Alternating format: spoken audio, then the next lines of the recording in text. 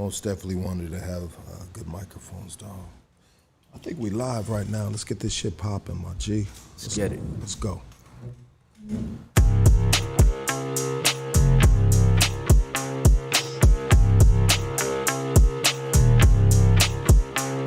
I've been a bad man, yeah, the devil's prayed to me, and I help him go and get his way.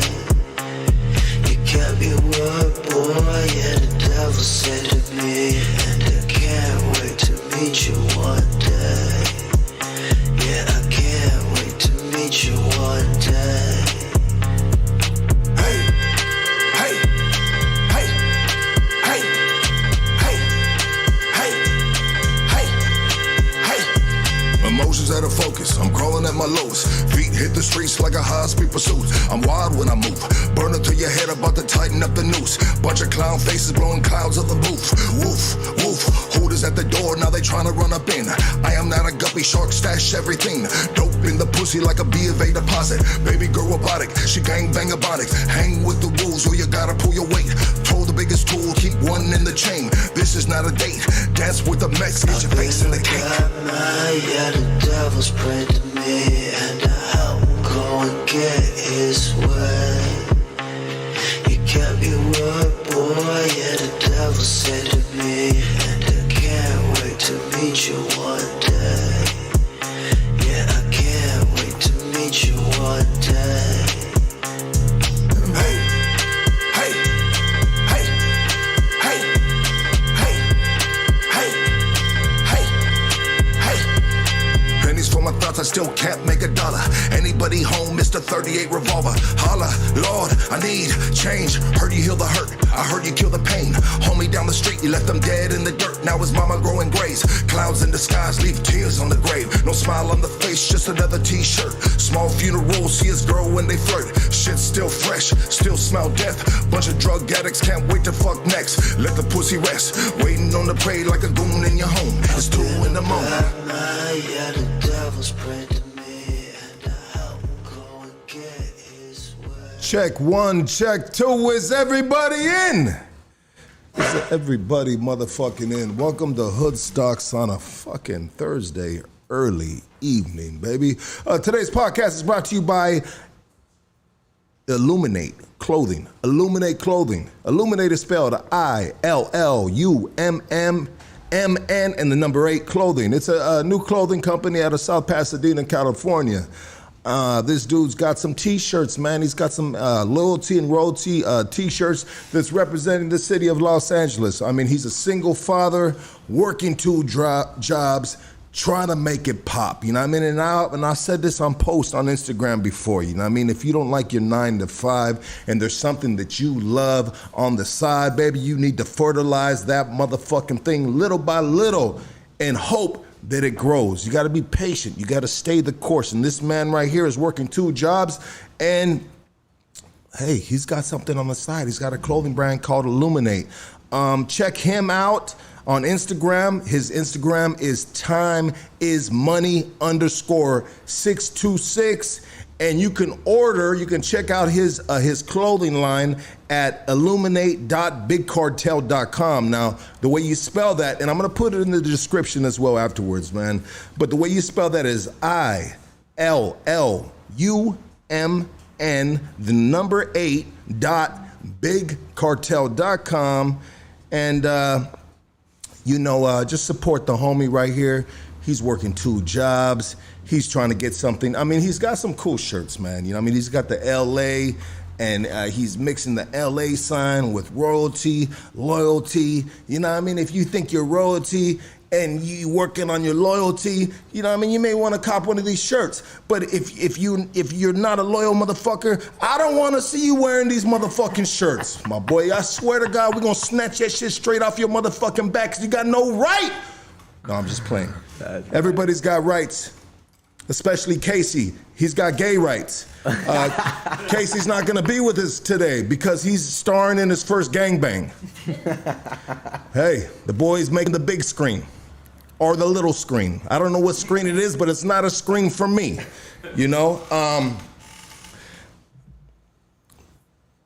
you know, the time is changing, baby. The time has changed. I remember back in the day, bro, and I was thinking about this today, dog. You know what I mean? Back in the day, a female could not walk by a construction site without, you know, a bunch of fucking dirtbags whistling at them. You know what I mean?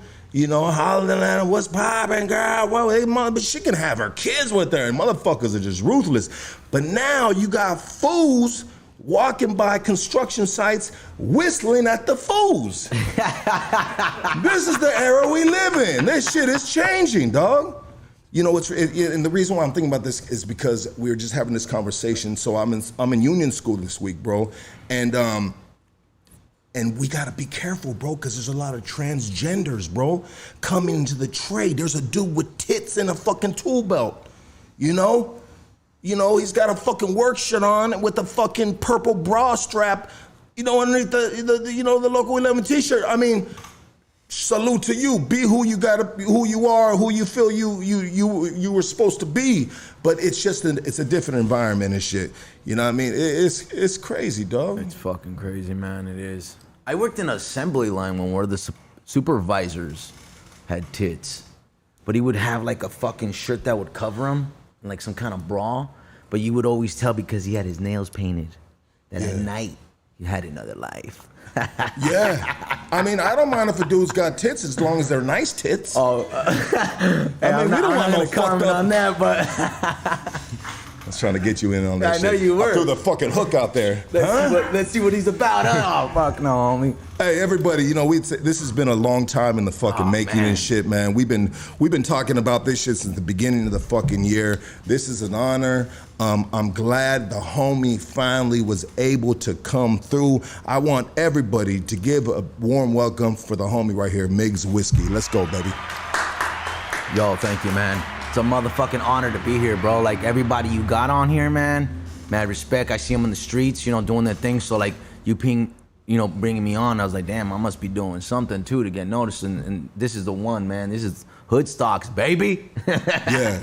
I mean, that's what's dope about the guests that we have on this podcast. You can catch them. You can catch them at Food for Less. You can catch them at the recycling company. You can catch Santa Fe Spring Swap Meet. Santa Fe Spring Swap Meet. You know what I mean? You know the alleys. Yeah, the alleys, bro. You can catch them in the motherfucking GR line, dog. I mean, this is just normal folk, dog. In the county. Yeah, the county jail. You know what I mean? I hope you don't catch them there, but if you know what I mean, it's shit. Sometimes shit happens, bro. You know, but that is the authentic thing about this podcast, bro. This is just like normal folk, baby. Yeah. You know what I mean? Like, you see some cats on other podcasts will say, like, famous people, bro, you won't see them nowhere, never. The only time you see them is on I was going to say a magazine cover. Who the fuck looks at magazines?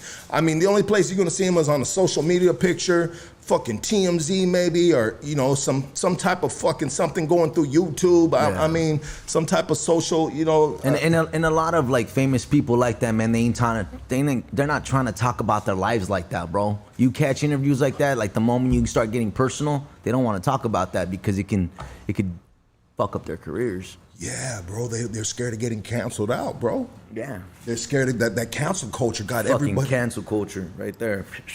Yeah, bro. That cancel culture got everybody on motherfucking on alert right now. They gotta be careful what the fuck they saying. You know what I mean? They gotta, like, I personally, dog, like, I mean, yeah, bro, it's a real fucking thing, and that's the good thing about Hood Stocks, bro. You know what I mean? Is the majority of individuals that come on here. I mean, there's been a couple people that were like, bro, I can't say that or I can't talk about that. But when I see someone's kind of like a little edgy like that, bro, at times, depending on my mood, and usually it's I usually want to press that line, bro. Yeah. You know what I mean? Like, honestly, I press that line a lot, bro. Like, I don't know if anybody follows me on there, man, on like my stories, bro. I talk about some real shit, you know, and we're from different times and different subculture, bro. Like what we talk about. I mean, you talking about racism. I mean, there was a lot of shit that was going down. I mean, that's how we survive in certain areas, you know, and I don't know, man. There's a lot of stuff that I just fucking say it, man, and it's got to be real because it is real.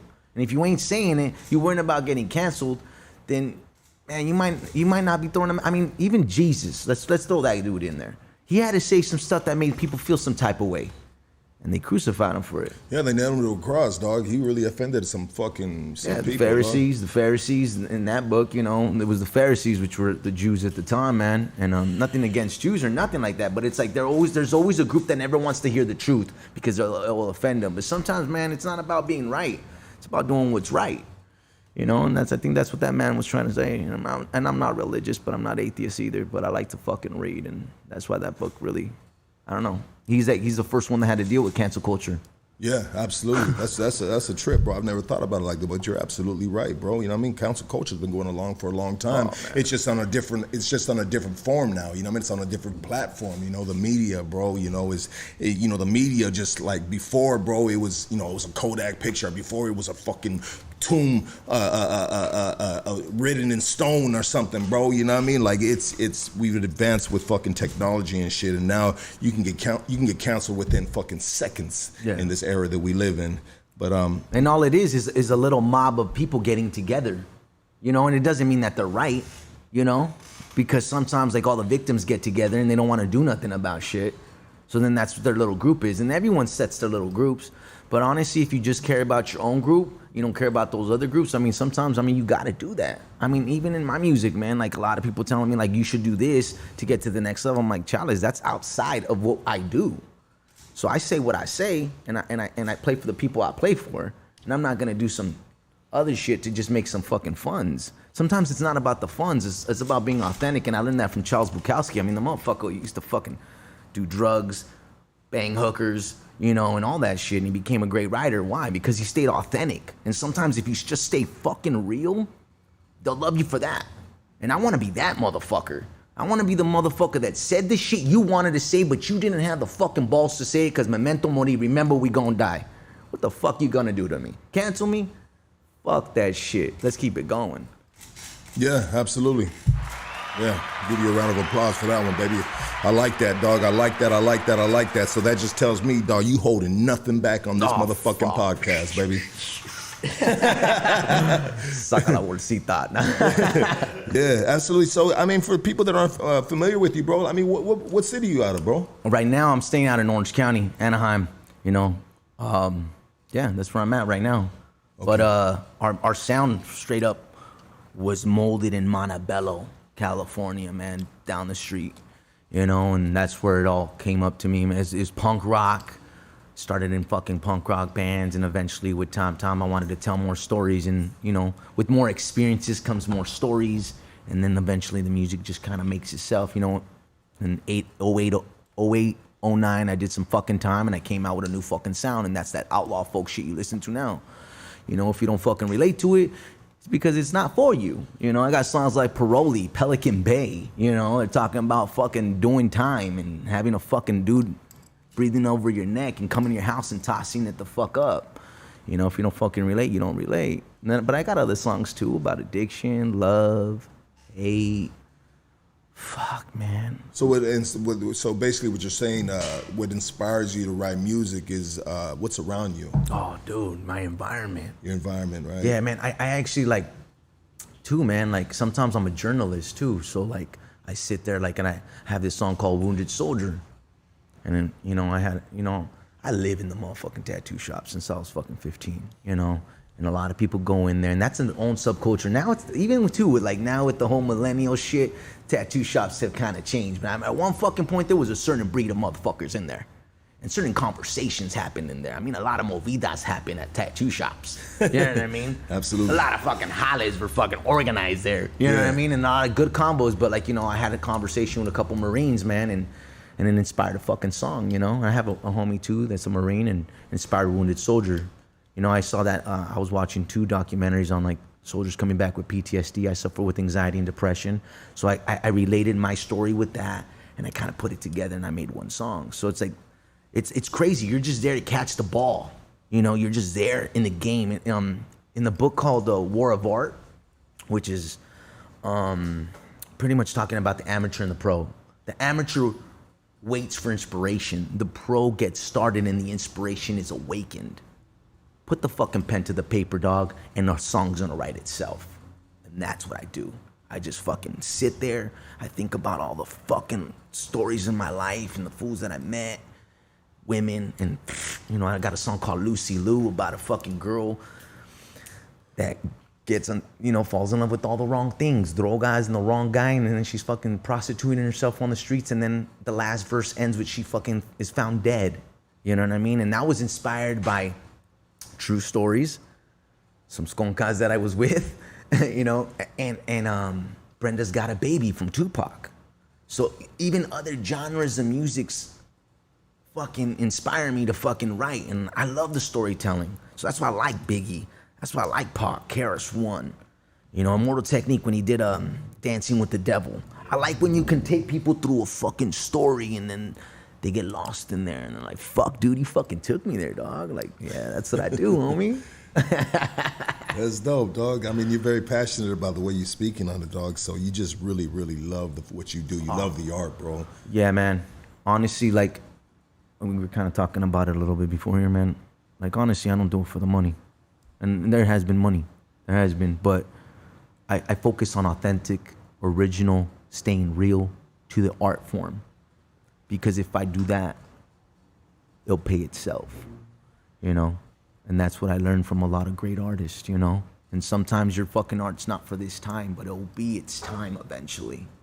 And I hope that, you know, I think it was Van Gogh that was like that, you know? No one liked him when he was alive and shit. A lot of rumors of him and shit. And then later on, all his art takes off once he dies and shit. I just watched a movie about that on Netflix. It's The Internal Gates, man. If you haven't watched it, there's a conversation in there he has with the pastor. And the way they had that conversation, that was a game changer for me también. I'm a big reader too, so that's why, you know, that helps too, reading. So those are other stories too you pick up from our ancestors or people way before us in the 1800s, 17. Reading is becoming like a lost fucking, I say art, but I'll just say a thing to do. You know, like people do not like to read. They're just like, oh, give me the audio book. You know, lazy. We're getting lazier and lazier as we move forward into this space age we're headed towards, you know? Yeah, but you know what? It's like there's a little bit of a crazy part right there too, because a lot of books are getting bought. You know, like they really are. I mean, a lot of motherfuckers are making books. But yeah, you're probably right, man. A lot of, because who the fuck wants to go through 300 pages? You know, some people just don't get it like that. I mean, I do. I love it, especially when I'm in jail. Yeah. Well, yeah, you know, I go through 3,000 pages, but you know what, bro? And you're absolutely right, dog. You hit the fucking nail on the head, bro. Like, bro, I have a stack of fucking books that I buy, bro, off of Amazon. People have given me books. People recommended books. As soon as somebody recommends me a book, bro, I go on Amazon, bop. Oh shit, that shit's only $10. Say no more, bam. You know what I mean? It gets delivered to the crib and it gets put on the stack. But one day, you know, maybe in my old age, you know, or you know, who knows when, bro. But I'm gonna get to these books. I actually started one of the books that Pebbles gave me. What was it called? It's called The Fifth, the Fifth Attachment. What is the? Oh yeah, by Miguel. Yeah, it's Simone. That's a fucking. So far so good, bro. So you know, there's different. It's like this, bro. With books, bro. Books will hit the right person at the right time. So I started reading this book. I'm a couple chapters in, and I said, you know what? This book would have been really good for me, maybe like 5 years ago, you know, 5 years ago, because it's kind of like trying to big yourself up. Like, man, you are perfect. You are good. What? They said you ugly? No, you the most beautifulest person in this universe, motherfucker. You know what I mean? Like, yeah. And so I can see with some people, they may need that right now. So at this point, I'm reading it just because I'm in it, and I'm reading it during class because I'm in union school this week. So I've actually had time in between our lessons to open that book up and get through a couple pages here and there and shit. But just by doing that, bro, it just made me realize how much I miss reading, dog. Oh, yeah. Like I really miss reading, bro. Like it's relaxing, bro. I mean, have you ever read? Check it out. Try it for some of you motherfuckers. Before you go to sleep tonight, instead of watching TV, turn that TV off and read for 15 to 20 minutes. And you'll sleep so much better. I don't know why. Every time I read before I go to sleep, bro, I knock out like a baby, dog. Well, I'll tell you one thing. One of the science thing is just obviously the light of the TV keeps you up. It tells your mind that it's still daytime. You know, a lot of people know that. And I mean, yeah, it's relaxing, man. And then too, like, man, what do you like to read? Because you got to find books you love to read. You know, I was always a reader, and it was one of my guilty pleasures. When I was a youngster in elementary school, I had to hide it. You know, I loved Goosebumps and, you know, the R.L. Steins and all the horror stuff. But I hid it from motherfuckers because then they'll be like, fucking nerd, all this shit. But then, like, the older I got, I saw a lot of homies come out of fucking prison, and they had some good books. And I started reading those. And I got into true crime when I was a teenager. Yeah. The serial killers, the mafia books, based on the true stories, you know, the biker books of the documentaries. Usually they're always about infiltration of the fucking ATF and all that. But those are the stuff that, when you get those page, The Black Hand, read that 3 times. I mean, that book's great. You know, but now too, like a lot of the books that I'm into now, they're not really the self-help, leadership, John C. Maxwell, 21 Irrefutable Laws of Leadership, Napoleon Hill, Think and Grow Rich. But Outwitting the Devil is way fucking badass, which is like a whole history behind that book. He wrote Think and Grow Rich, which made now the whole motivational fucking generation. And he's like the first one. He's like the founder of it. He's the founder of PMA too. Who what's the name of that author? Napoleon Hill. Okay, yeah, I got that. Yeah, and if you study any rich guy, they'll always talk about that book. But if you really read that book, he's not talking about wealth the way we look at it. It's all in the mind. Think and grow rich. You know, the more you think, be a thinker. And he talks about it later on in Outwitting the Devil, to not be a drifter. And who's a drifter? A person that can't think for themselves. So that's the person that always follows. So that's how the devil gets you. He'll get you through your parents too, because you won't question their authority. So you'll start listening to them, and then you'll just have the same hypnotic rhythm they have. And the hypnotic rhythm is just all the stuff like the reason why we wear an LA hat. We saw OG wear it one day, and we wear it now.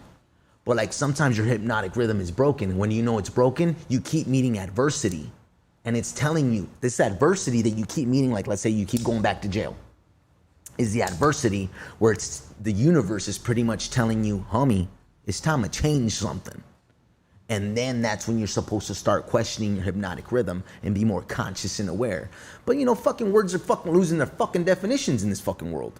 But that's why we have these podcasts, bro, for someone to hear you speak on this like that, and you're planting the seed right now. Because you got motherfuckers thinking about what the fuck is hypnotic rhythm. That shit sounds sexier than a motherfucker, you know what I mean? Is that a porno? Is that a, you know what I mean? Yeah. Is that a pill I take and my dick gets hard for fucking 24 hours? You know, speaking about reading, bro, I am a professional reader, dog. And this is why I'm a professional reader. And this is how I became a professional jackhammer hands in prison, bro. You know what I mean? It's because when I'd get the nasty magazines, bro, are the you know, those magazines that were floating around and shit, I stopped just jacking off to the pictures. I started reading the articles. Amen. I started to get to know this bitch. Next thing you know it, I know who I'm fucking now. Miss October. Hey, but some of those stories, bro, if you ever open some of those dirty magazines, bro, those stories are very sexy, very sensual. And then I put whipped cream on my nipples, and you need those. And she licked them off, and you know, and all of a sudden you're like, oh shit, what the fuck happened next, bitch? You know what I mean? And you got your magazine in one hand, you got your dick in the other hand, you know what I mean? And you're reading and jacking off, and that's when you know, dog. You know what I mean? And what is that? A storyteller taking you through the story so deeply. And that's what makes a good storyteller. He fucking goes into the creases and the descriptions of everything. And I think that's why, man, like my wife, so me and my wife can say the same story, and no offense to my wife, but I'll fucking make it so much more interesting. Why? Because I put all the creases and cuts. Like there was a cup and it just fell. And it made this sound. You know what I mean? And it's like, you gotta get them there. And all of a sudden she's like, Migs, where you at? Nah, just laying down.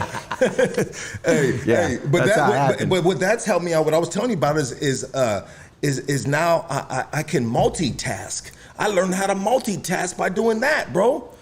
And that was stupid. Huh? No, but you know what, man? Playboy, you know, I remember growing up in a lot of foods would be like, I read Playboy for the articles. I'm not gonna lie, I have Playboys under my bed, and I did read the articles. They had good articles, bro, they did. It was a good reader for the shit, you know, for the shitter. And they do. I mean, eventually they do have good writers. I mean, there was an article too on like John Gotti's son on one time. I remember reading that one.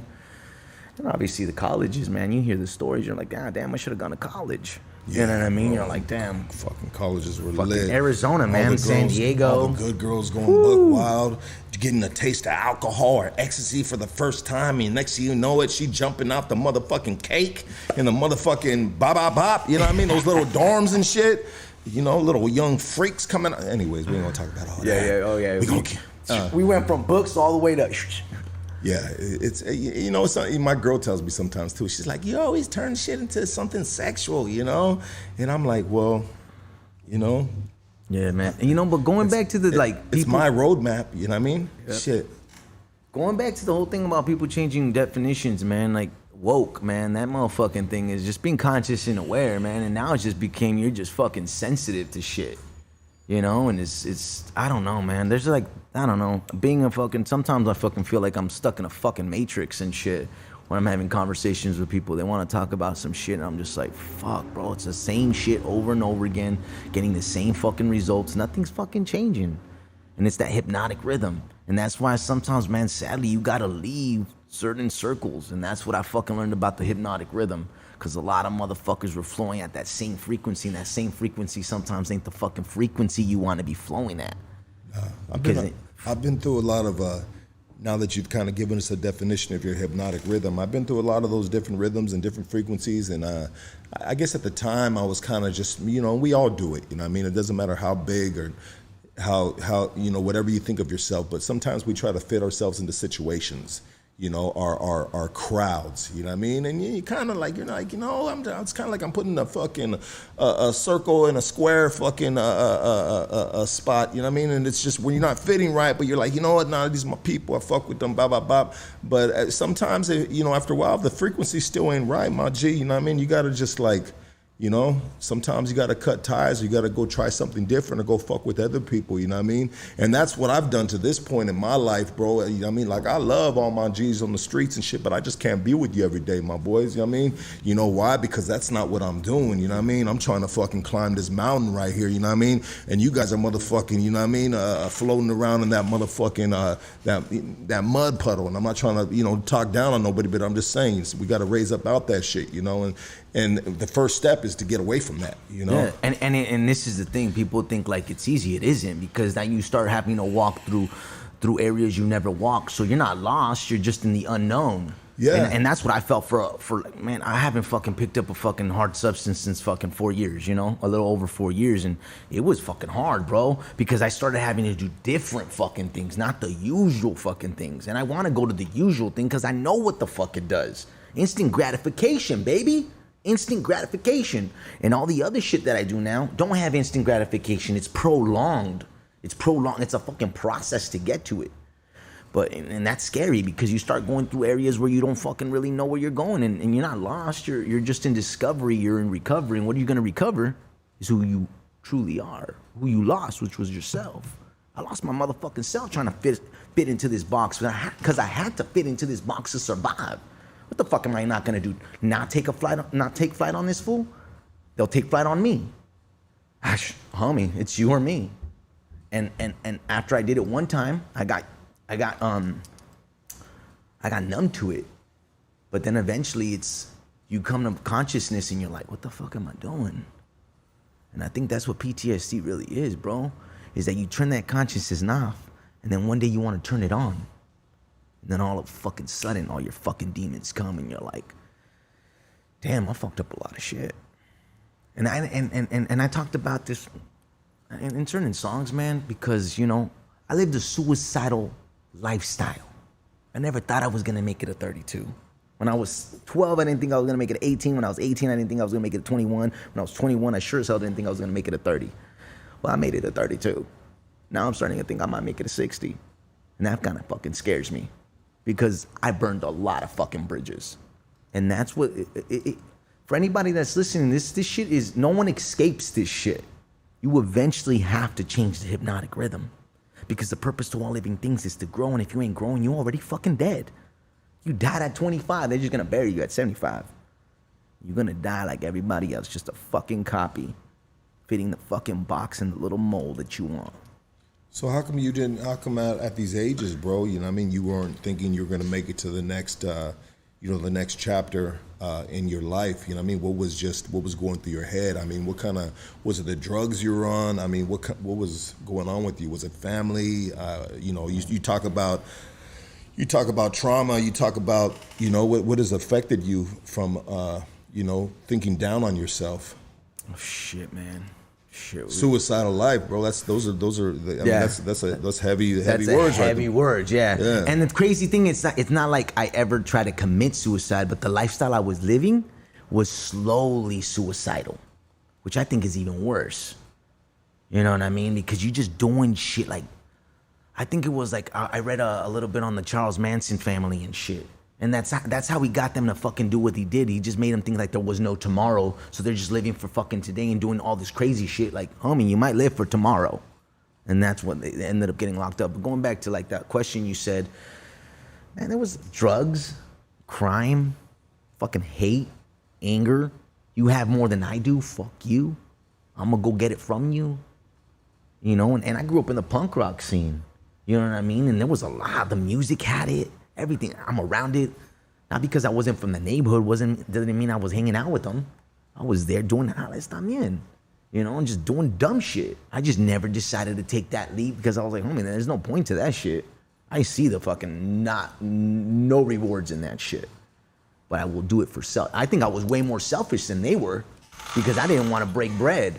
A lot of those homies break bread. I don't fucking break bread. I was selfish as fuck. I'm not sharing this six pack with you motherfuckers. I want to go do that fucking thing. I'm keeping this shit. And that was a lot, man. There was a lot of that, bro. And everything was about me. And that brought a lot of fucking other shit, man. And I could go on and on and on about what it brought. You know, women, all that shit. And like, that's why I was like, there was just a lot, man. And I was trying to escape, man. Today, one thing that I know today is I'm not addicted to drugs. I'm not addicted to coke and alcohol. I'm addicted to escaping my reality. I'm addicted to escaping my responsibilities. How do you do that though without being? I mean, you're addicted to doing that and shit at a sober thought process, bro. I mean, you said you're addicted to escaping your reality. You're addicted to not taking care of responsibilities. Is that what you said? No, yeah, I was addicted to not escaping my reality, which is pretty much sometimes responsibilities too. I mean, because that is your reality. But you said that was you before, not now.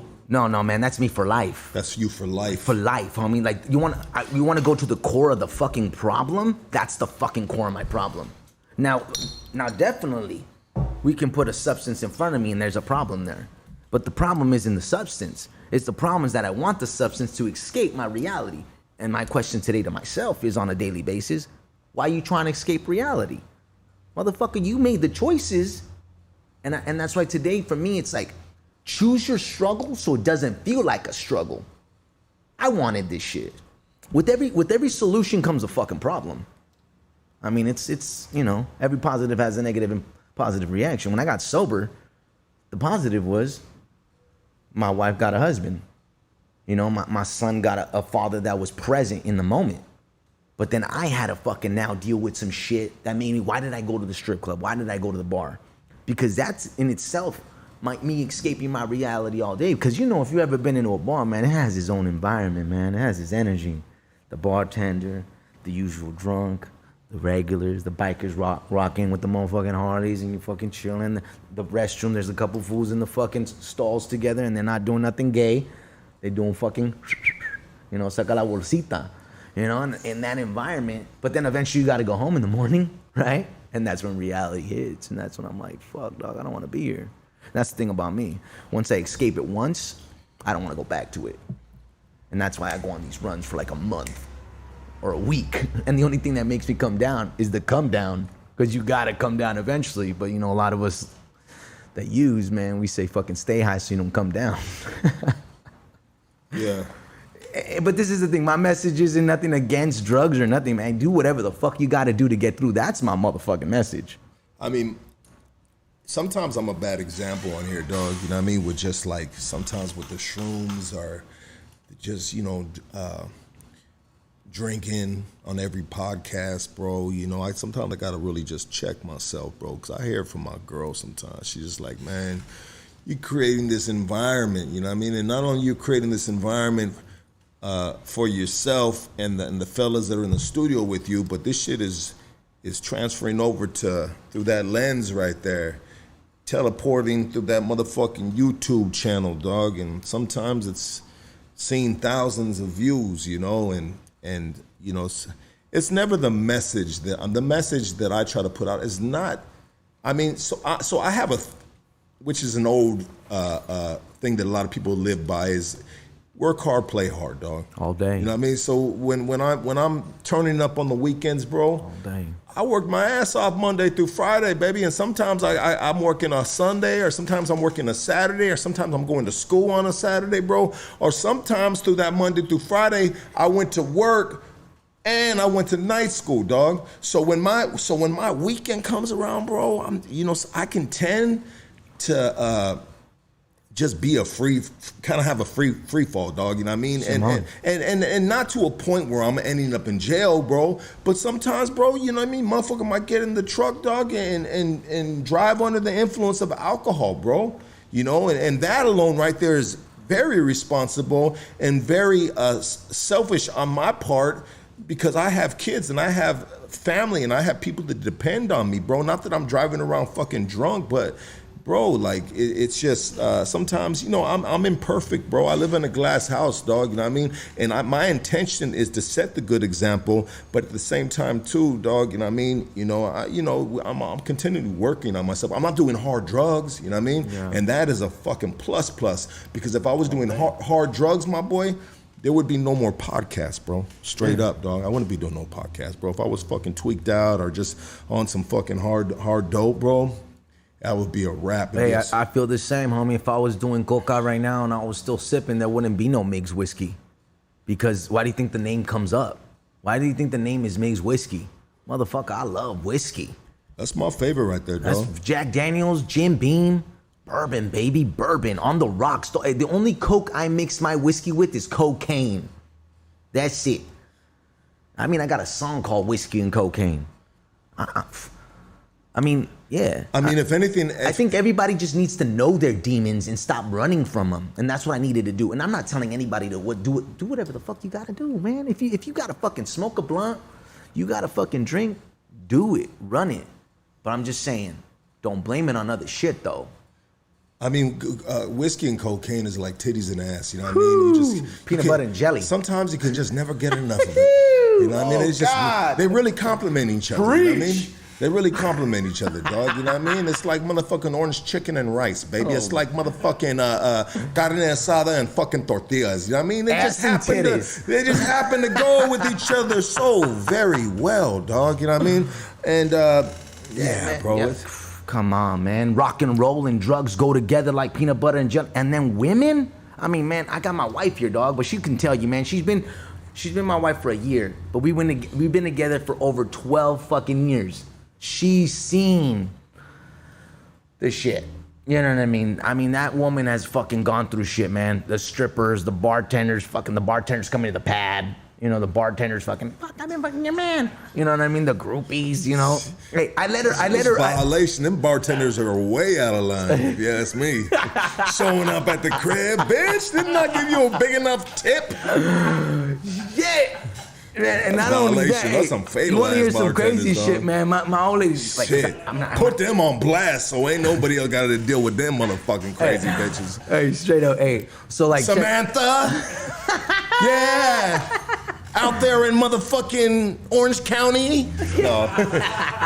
Put them on blast, bro. So the homies ain't gonna deal with that shit. You guys gotta watch out, because these girls are like, oh, I just want a friend for benefits. And then they'll be cool with you having a fucking wife till they're not fucking cool when they're fucking stage 5 clingers and shit, dog. Like stage 5 cleaners are cleaners, yeah. And then are before they're talking about how bad their man treats them. You know what I mean? Oh, man. Shit. You think I'm gonna treat you any better? Your tits are hanging out, your G-strings hanging out the back of your motherfucking pants, and you toe the fuck up, cockeyed, looking at me and looking at my boy Migs Whiskey at the same time, seeing who we gonna pull first. Yeah, and she might even do both of us. She might, bro. She might, but there's a rule to that, dog. Don't look at me, homie. All right. Don't look at me, okay? If there's two dudes on one girl, bro, there's a rule. The dudes can never make eye contact. Fuck. Yeah. Preston just said, yeah, he has never had. How many times have you been with another dude and a female? We going there, huh? Oh shit. Huh? 5 times? What? That's gay, bro. Yeah. You asked me something? No, I was just wondering shit. if you're, because your wife is sitting in front of you, giving you the fucking mad dog in you, bro. Nah, she was smiling about 5 minutes ago, dog. Nah, you know what I mean? Hey, she knows everything, man. Eventually, you got to come out clean, man. And especially when you're gonna do that. Just like for me, man, I never thought I was gonna get married. I really didn't. And I was like, if I take this fucking leap, I gotta get real with it. You know what I mean? I gotta get real with it. I gotta start putting it all on the table. She needs to know. I wore my sunglasses because you had yours. I know. On. I'm not gonna lie. I always. Hey, and I never do that on a podcast, dog. Hey. I did the B-roll podcast, and everybody, even the janitor, had sunglasses on, dog. And I was like, all right, well, fuck, let me put mine on too, dog. You know what I mean? Yeah. Let's just look like Everybody has sunglasses on, you know. No, you know what? It's just something that I do on stage too. Cause like honestly, like I don't like people think I might look at you. Like, hey, did you see me fucking wave at you? I'm like, no, I didn't see shit. I mean, I'm like in a trance. Like I leave this world. And like I like your voice, man, when you sing. Cause there's like moments. It's like that Marshall Mathers Slim Shady moment. Like where I'm like all my fucking voices in my head are just like fucking now all out. It's weird, but you know what I mean? And that's what, like in the glasses just kind of takes me away from the room and lets me stay in the moment. And not only that, when you're playing a fucking instrument, you don't want to fuck up. I mean, I gotta fucking hit chords and shit. That's gotta be really hard to do, bro. To play fucking acoustic guitar or electric guitar.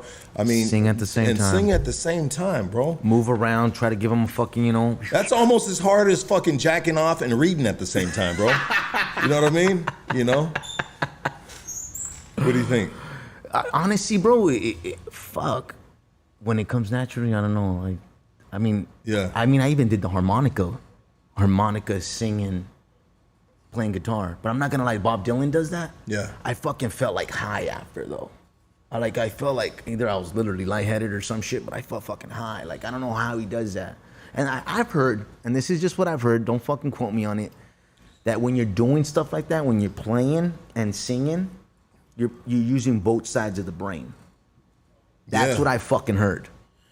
Not to toot my own home, but I'm like, damn, no wonder I fucking feel all fucking weird. What do they say when it comes to using the brain, bro? What do they say? That we use like fucking 10%? A quarter of our brain or some shit? Like yeah, I don't really What do you think Elon Musk uses? Fuck. Do you think he's got the whole real estate fucking sold up? Like everything is pumping fucking mad fucking blood, bro? Like he's just got fucking sparks flying off the top of his fucking head, bro? You know what, man?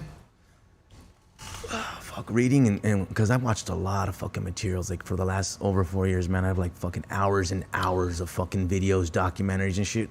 I think what these guys have, they have no fucking filter, bro. And that's what makes them as genius as they are. Because you have a lot of great fucking thoughts, I bet.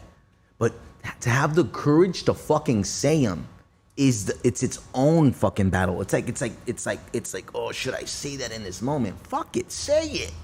What's the worst that can happen? And I think these guys fucking just have passed that shit and they're just like constantly, that's why they're not liked. Because they'll say some far out shit. I mean, because I met some smart motherfuckers and they say some fucking straight up real shit where I'm like, that was kind of, like someone, I wouldn't say it, but someone would say like, that's rude. And I'm like, I don't know, fuck, I kind of wanted to say that, but he said it before me. I didn't have the balls to say it. And you look like a fucking little fucking clown ass motherfucker. How do you get the balls to say some shit like that? Because I know, too, there's consequences when you say certain shit. Yeah. I mean, it all depends on what the fuck you're saying. I mean, Kanye West called himself a free thinker when he went on TMZ and said that one shit about slavery. I can't quote word for word. And then that one dude called him out and that shit went fucking viral. But some people call it free thinking, bro. Free thinking. Saying something that you think that is absolutely like against the norm, against what people are used to fucking hearing. You know what I mean? Yeah, it's like calling yourself a god. That always starts some little. Well, I think we're all gods, bro. I think we are all gods, bro. Why are we gods, bro? Because we are in control of ourselves, gods of ourselves, right? You know what I mean? This is our fucking temple. You know what I mean? We, I don't disagree with you. I agree with you 100%. But I'm just saying words like that make certain people feel a certain type of way, and they look at it as blasphemy. Same thing that got Jesus killed. Going back to the Jesus character, and like I said, I'm not religious, but I do read. That's what he told everybody. I'm the son of God. Well, technically he didn't say it, but like that's what he was pretty much here to be, right? He's the Messiah, right? And that's what got him smoked, So you can already see that people just don't like people being in power. I mean, we get to see that in our neighborhoods too. When we fucking change, you're a mirror reflection of what I could have been. So now I start looking at you as a fucking threat instead of looking at you as an example.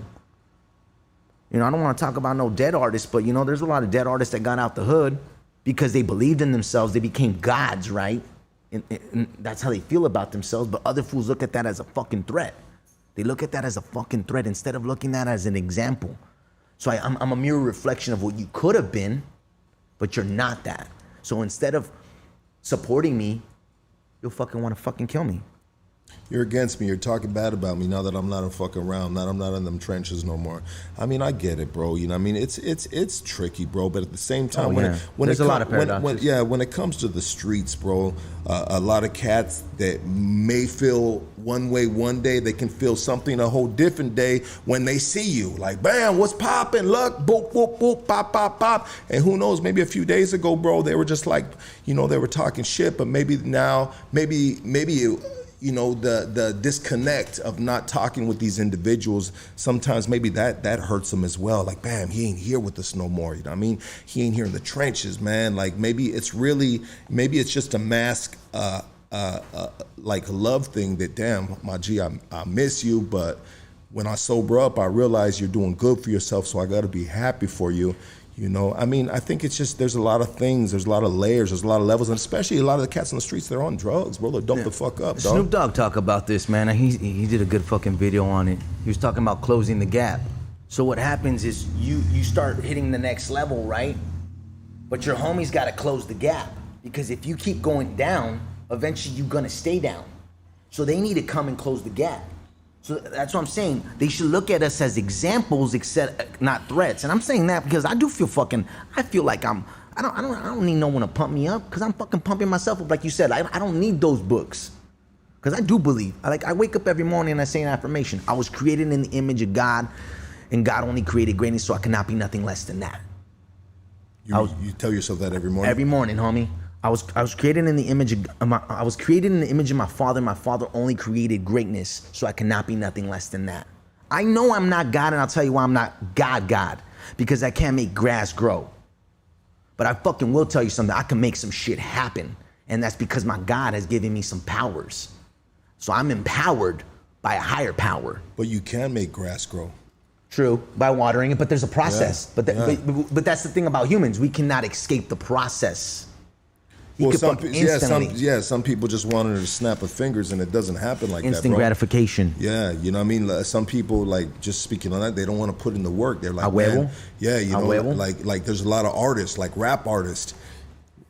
Rap artists that I know, bro, or in general, bro, you know what I mean? And they're just like, you want to blow up, you want to get known, you got to go put in that fucking, blood, sweat, and tears. You got to put in that legwork. You got to rock shows. You got to stay in their face. You got to just keep on hitting them with fucking material, bro, fucking merch, anything. Like, it's a process, bro. I mean, some cats, they blessed, my G. Don't matter what they were going to do, whatever they chose to do, shit was just going to fall out the sky. It was going to be easy for them, but it's not going to be easy for everybody. Like, even with this, dog, we're like 2 years and change, and sometimes I think it should have moved faster with like subscribers and this and that. But it's moving the way it needs to be moving. It's moving the way it's supposed to be moving, dog. You know what I mean? And every subscriber that we get is because we earned, the crew earned, bro. We worked for this, dog. You know what I mean? The guest earned, dog. Having good guests like yourself, you know what I mean? Having fucking dope conversations, dog, on all levels. Sometimes they're silly, sometimes they're serious, you know, whatever it is, bro. But they all matter, though, bro. They all matter because sometimes at the time you may not be in the mood for that silly conversation or that deep conversation, but the next man is. So, you know what I mean? You know, tune in next time. Maybe it'll be something for you. But anyways, what I'm just saying, though, bro, is you got to stay the course. My homegirl Melanie Sarceda tells me, since I got out, she said, look, stay the course, my boy. It's a motherfucking marathon. Nipsey said it, but before Nipsey, there was a lot of fools that said it. It's a fucking marathon.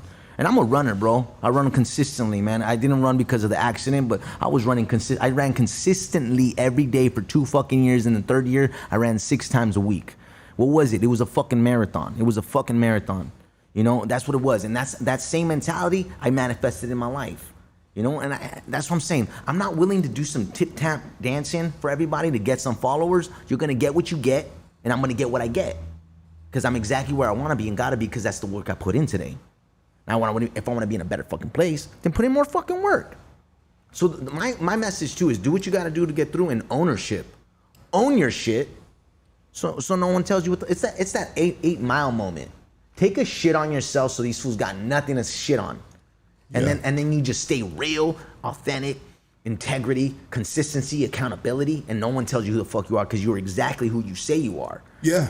And that's one thing, bro, that when I came into having this podcast, I said, I'm going to tell my grimiest stories. I'm going to tell shit that I only say one time. I mean, my objective was to be as transparent as possible. Why, dog? Because you know, you can't be up here faking the funk, dog. Why? Because people know you. Streets will expose you. You know what I mean? The streets are undefeated, baby. You know what I mean? They'll let motherfuckers know who you really are. So I think that's been a part of the success with this platform. Yeah. Is just like, hey, bro, I ain't perfect. I fuck up just like you. I done some fucked up shit in my life. I'm not proud of it. You know what I mean? I'm trying to change. Yeah, now with a trip, bro, like, you know, there's always still levels. There's always room for improvement, always, dog. And now me drinking a little too excessively on the weekends, dog, all right, I gotta improve on that. Maybe I need to take a break, dog. Or the shrooms, you know what I mean? The homie K9 was losing his mind in this bitch, dog. You know what I mean? Well, hold on a second.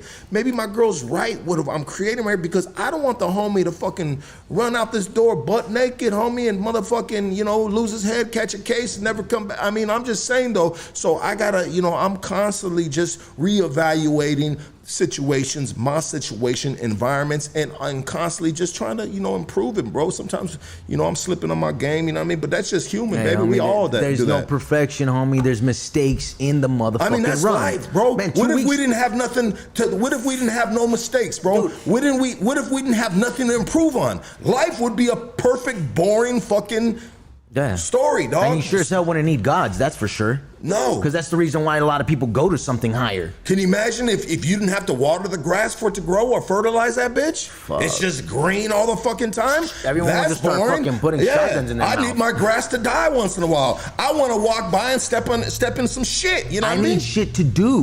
I need shit to do. Exactly. All day. I mean, like, even like, man, I tell everybody, like, because like some homies are like, man, how did you do it, dog? I'm going to tell you one thing. I fucked up too. 2 weeks before I was going to pick up 2 years, I decided to drink again.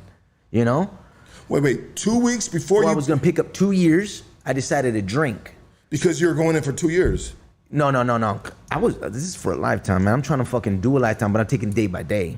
But 2 weeks before I was going to pick up 2 years, I fucking drank.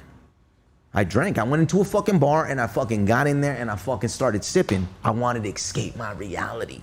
And even though everything was popping, and that's when I started realizing I had to take more inventory and I had to see other things too, because there's other things that I'm running from too. What are you running from?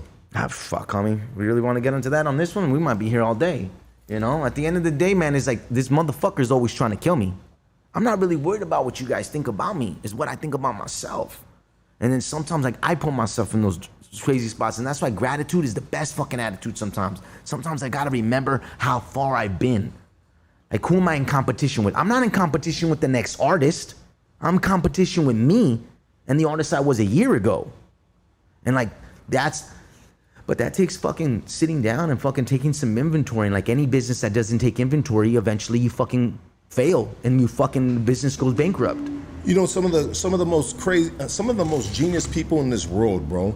Some of the most fucking greatest artists in the world on all levels, musician, you know, actual artwork, paint on canvas, so on and so forth, bro. They have one trait. They're all crazy in the fucking head, bro. Hey, homie. They're all crazy. Some of the fucking best comedians in the world, bro. Dude. A lot of them, bro, have a history of head trauma, bro. You know, of getting hit in the head or something like that. There's been, I think Sam Kinison was one, Roseanne Barr, she's fucking nuts, but she had fucking head. There's a history of.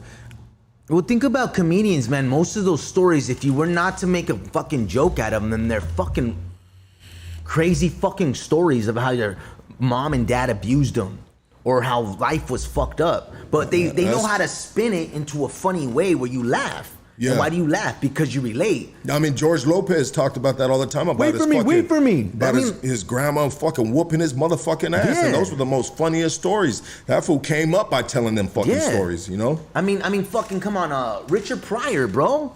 It was all racist ass jokes about fucking him and his peeps, right? Then you got fucking even, what's the guy that always talks about the conspiracies? I love him, man, George. Oh yeah. Fuck, you talk no. He goes hard on religion. What's his name? No, not George Perez. There's that Eddie man. Dude. There's that one Eddie dude. Old man, bro. Eddie Bravo goes on those conspiracies about the flat Earth. No, bro. This is old. He's not alive anymore, man. He's I love to watch his stuff, man. Fuck. Carl. Fuck, man. Yeah, Carl. I think that's his name. Check him out. Old man. He was in a Scary Movie 2. I think he was like in The Matrix, right? Carl Reiner? Huh? Carl Reiner? No, not Reiner. You'll look it up right now, dog. Yeah, man. So there's a lot of darkness. I mean, what do you think we tap in? I'm like, all right, not to bring up artists that are passed away too, but like Linkin Park. I mean, yeah, Chester. Dude, I mean, we have to go into the darkest pits of our fucking lives to bring out songs that you motherfuckers love. Like when I wrote Coming Down, I wrote that shit sober, but I had to go back to the time when I was fucking trying to get clean. And I'm fucking sweating, and I'm throwing up, and I'm fucking losing my shit. I could have fucking died, man. The doctor says I should have came in and done a detox. I was like, Chalice, homie, what were you guys gonna do? Give me medication and shit? Like, I'm trying to stay the fuck off everything so I could like not pick up. Because if you gave me one thing, I would have just ran with it. I mean, but don't you think sometimes, I mean, I know Big Pharma is a motherfucker, dude, you know what I mean? And there's natural drugs that come out the motherfucking dirt that we can, try to help our mental, like microdosing shrooms or maybe are smoking a little weed and shit. I mean, but I mean, have you ever thought about taking any medication to save yourself from yourself? I mean, what do you do, bro? What do you do? Do you meditate? I'll tell you straight up. I'm gonna be real with you right here. I want to go see a fucking therapist. While back, years ago. Fucking broad wanted to put me on fucking antidepressants and anti-anxiety. I straight looked at the bitch straight in the face, and this is a young ass 17-year-old. 18 probably, I think I was, because it was before I got locked up in 08. I was fucking young. And I tell her, bitch, I came here because I'm doing fucking drugs. You want to put me on drugs? And then she told me, she looked at me and she just said, I'm not supposed to say this, but maybe you should try God. And I remember I left that motherfucking place. Little did I know, she was fucking right. Because later on I did some time, got into some fucking goddamn literature, and I was like, maybe this thing does work. Because I have a whole new different concept on what the fuck this God is. It isn't what my mom thinks it is. It isn't what these fucking people talk about. I mean, fucking, I don't know where they get all these fucking beliefs from, because they're not in the book. I've read the motherfucking book. There's 66 books in that motherfucker. I've read like motherfucking 60% of them. And some of them multiple times. And I found a lot of key things in there. But that's not what I'm trying to get to. I suffer with anxiety, and it gets so bad sometimes where it gets crippling and it fucking becomes a panic attack, right? That's why I can't fucking smoke weed. I just can't, but it's crazy. I could do fucking, I could do coca though. Yeah. I could do coke all night and not be paranoid.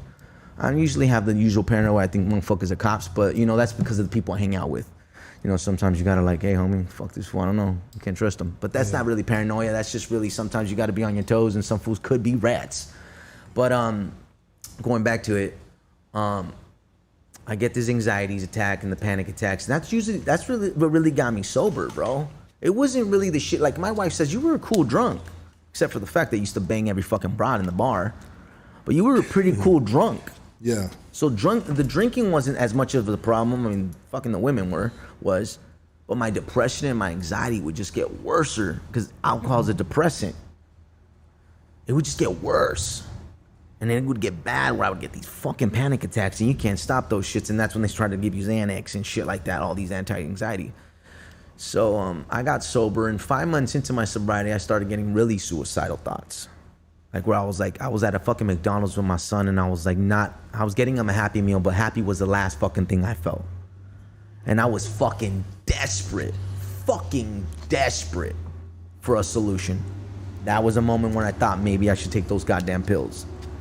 But as I was gonna make the phone call to this fucking therapist again, I decided to Google natural ways to battle fucking depression and anxiety. And I looked her up, and this fucking broad Mel Robbins came up. And she's like, exercise for 30 fucking minutes. Yeah. And you know what I said? Fuck that. I'm gonna exercise for a fucking hour. I'm gonna do 30 in the pad, burpees, all jail style shit, and I'm gonna go to the track. And that's when the consistency happened. And ever since then, I haven't had an anxiety attack, a fucking panic attack. I haven't felt depression. I've felt sad at times, but never hopeless. And that's when I knew I had gotten something that was fucking better than anything. And the only time that a panic attack almost triggered was that 2 weeks before the 2 years when I picked up, because I was so feeling guilty that I threw so much time away.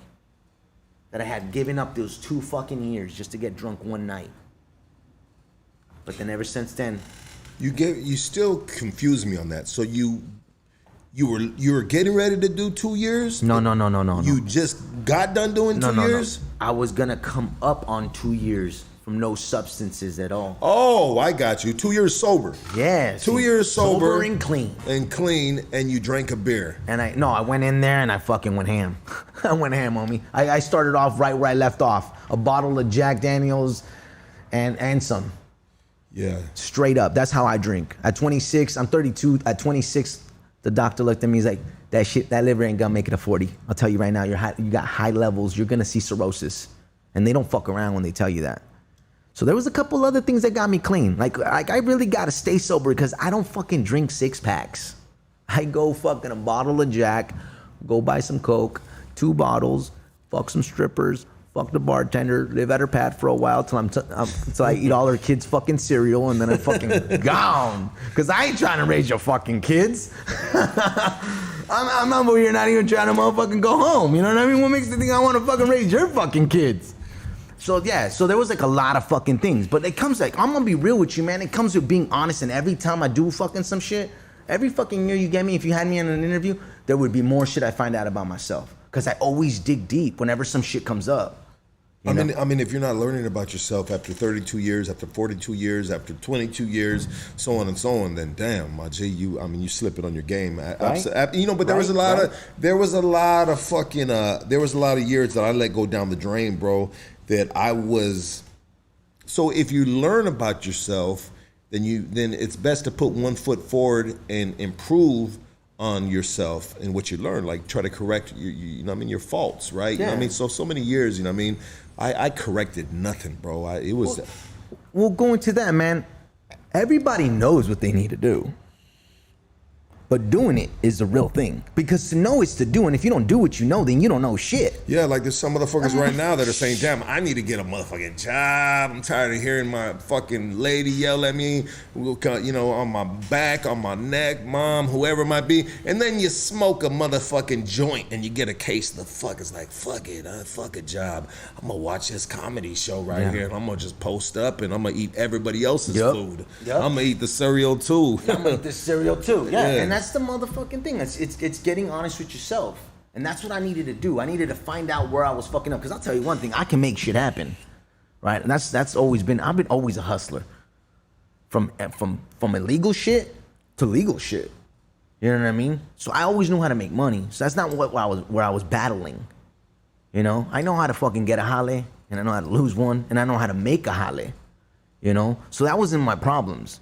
My problems were all internal. Today I know there is no materialistic, chemical, or romantic solution for a spiritual problem. My shit's internal, dog. I got some demons. And ain't nothing you motherfuckers do in this world that can really affect that, because it's like an old African proverb: when there is no enemy within, there is no enemy outside that can harm me. And when I'm really feeling aligned inside, I don't give a fuck where I'm at, dog. I'm exactly where I'm supposed to be, and I feel great. And that's what I try to fucking do on a daily basis. That's why I need to read, write, run, and serve people. And that's what I do with the music. And that's what I do with my familia. I always tell my wife, what do you want?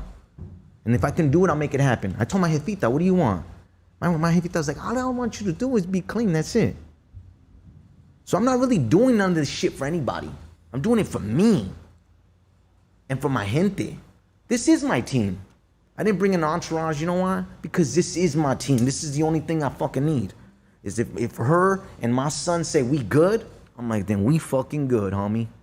And that right there, you guys can fucking have my Harley. You could have my carro. You could have all the other shit. You could have the Migs Whiskey name. You could have the fucking music. I'm just on this motherfucker because I know I'm gonna die soon sometime in the fucking future. And I hope I leave something for my son. It's like, hey, homie, I told you I was gonna go do something. I'm not telling my kid to fucking chase his dream. I'm showing him how the fuck you do it. And that comes with accountability. Because a lot of fucking artists and a lot of people said a lot of great shit, but they didn't stand by it strong. And I gotta be accountable to my words, because I know motherfuckers gonna judge me after they watch this shit. Well, we'll see that motherfucker, see if he does it. You best believe I'm gonna do it. Because this is the only thing I know how to do. Well, speaking on, this is the only thing you know how to do, being accountable for your words, motherfuckers watching this and getting ready to judge you. Why don't we play some music, bro? Let's run it, man. Fuck yeah. You guys ready for some music, man? Let's ride. Let's do some music. Let's take a quick break. We're gonna set up Migs right now, and we got some live music coming for you guys right now. Appreciate everybody that's tapped in. Hit that like button, hit that subscribe button, and I appreciate you guys joining us on a Thursday night. You know what I mean? I had an opportunity to get a podcast in, and best believe I wanted to get that in with the homie right here, you know? Yeah, quick break, and we got music coming. That right there. Bop, bop, bop.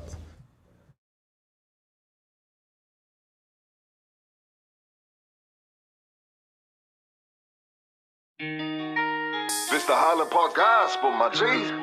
Blessings, power, respect. Tell you this for the last time. Enough of the drama. I ain't playing these games.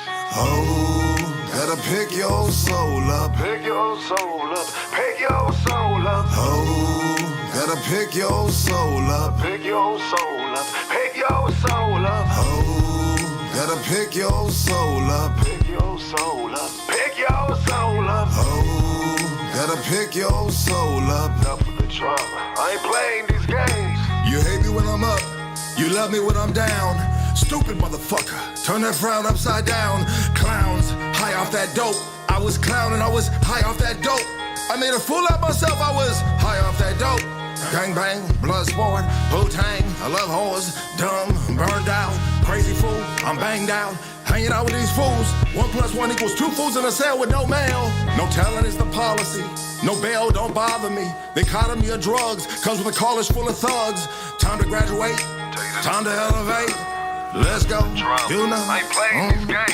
Oh, gotta pick your soul up. Pick your soul up. Pick your soul up. Oh, gotta pick your soul up. Pick your soul up. Pick your soul up. Oh, gotta pick your soul up. Pick your soul up. Pick your soul up. Oh, gotta pick your soul up. Enough of the drama. I ain't playing these games. The highs and lows come with lies and cold. I'm a wilted rose, only the gardener knows. Water me, talk to me, fingernails bleeding lottery. She lied to me, she cried to me, point clearly taken. What's poppin', girl, what's shaking? Without love, there's no patience. Sit in a concrete cell, my soul vacant. You in a hood trap, working off your bare back. Homie, love is a true fact. Blood on the menu, don't mean to offend you. Take it how you want it, taste it, it's vomit. Shit is foul, 2 fingers in the air, Kermit drink tea like that shall. Tell you this for the last time. Enough of the drama. I ain't playing these games. Oh, gotta pick Check, your check, soul check, check, up. check. Pick your soul up. Pick your soul. Check, check, check. I think we almost ready to do this, baby.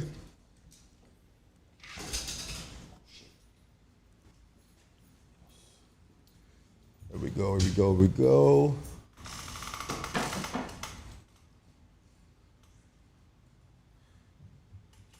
How you feeling, big dog? I'm good, man. I'm good. You want to put those headphones on? Yeah. Trust this strap,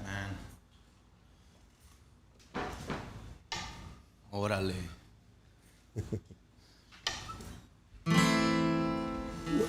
So what's the first song you got for us, baby? You know what? Since we were talking about drugs and shit, I'll talk about.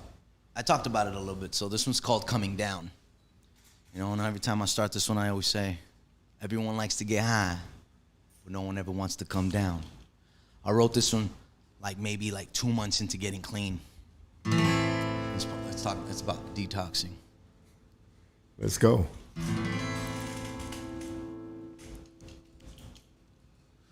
Doctor, doctor, doctor, help me pretty please. Lord, please forgive me. I'm begging on my knees. I sold my soul for nothing and got this damn disease. Took everything that I loved and left me with nothing. It's a lonely road and I'm far away from home. Only the wicked and somewhere I'll go. The needle numbs the pain, the booze takes it away. The smoke all around me makes me feel great. But now I am coming down, down, down.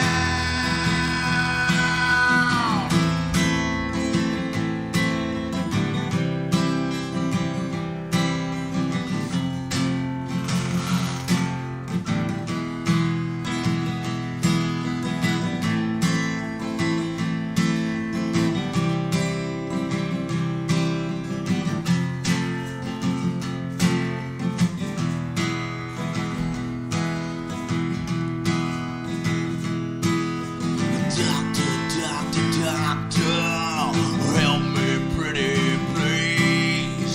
Lord, please forgive me. I'm begging on my knees. I sold my soul for nothing. Look at this damn disease. Took everything that I loved and made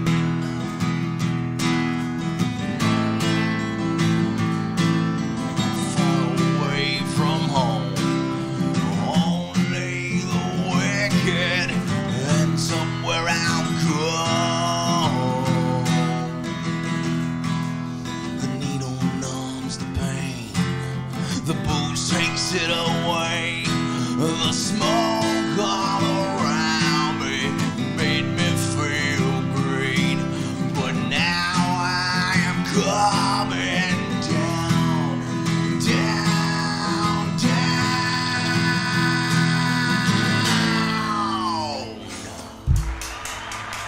Migs Whiskey, everybody. Migs Whiskey, baby. You're kind of like a young Johnny Cash, my G. I mean, you know, modern. Gracias. Yeah. Hey, man, you know what, man? They said that, and I would never say that because I love him, man, and he inspires me. But it's good to get complimented like that, man. Gracias. I mean, the first time that I heard you sing through the IG and different outlets that I've looked you up on, bro, that was the first impression that I got, dog. You know what I mean? You kind of got an old soul. You know, you know what I mean? The voice you have, bro, is kind of like. So it almost doesn't seem like it's supposed to be coming out that body you got right there, dog. You know what I mean? You know, or that face. You know what I mean? You know, it's just it's a very very bluesy. Would you call it folk? Outlaw folk. Outlaw folk. So folk is storytelling. The outlaw is pretty much the attitude. So I'm telling stories of outlaws. Because that's what pretty much, like, I talk about prison and all that stuff. A lot of people would say Johnny Cash was outlaw country. A lot of country people don't like to say that. Like, there's no such thing as outlaw country. Motherfucker, he wasn't about fucking supporting cops, I'll tell you that. I mean, he had a fucking pill problem. I mean, he talked about jail. I mean, he did fucking performances in prisons. I mean, that's one of my biggest goals, man. If they let me play at a fucking prison before I died, man, I would fucking die right there, ready to go, man. Because those are my peeps, man. Those are the people I'm writing for, bro. I'm writing for the people that been through shit. To the fucking hooker, to the homeless guy, to the drug addict, to the alcoholic, to the motherfucker that lost somebody. That motherfucker. That's why a lot of people, when they hit me up, are like, yeah, I don't really like his music. I'm like, it's not for everybody. It's not for everybody. I got songs like Parolee. You're only gonna relate if you had a PO, probation, or parole. Let's hear Parolee.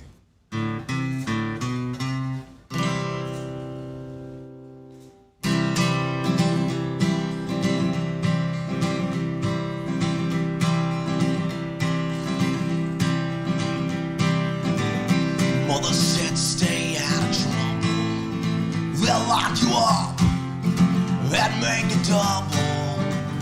For the people you know and the things that you do. Mother's just looking out for you. Well, I tried my hardest to be the best I could be. But in the end, being good just ain't for me.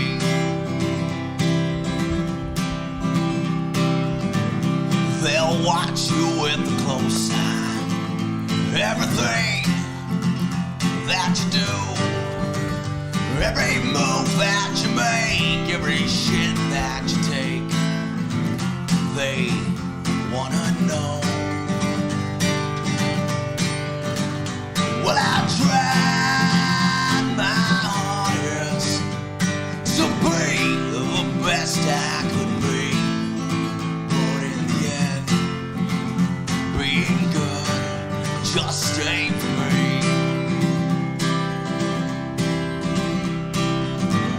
They'll come knocking at your door in the morning when the sunrise. Wake you up from your sleep with a nice little beat and toss up the world that you live in.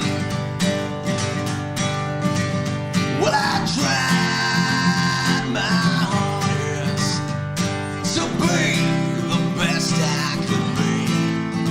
But in the end, being good just ain't for me.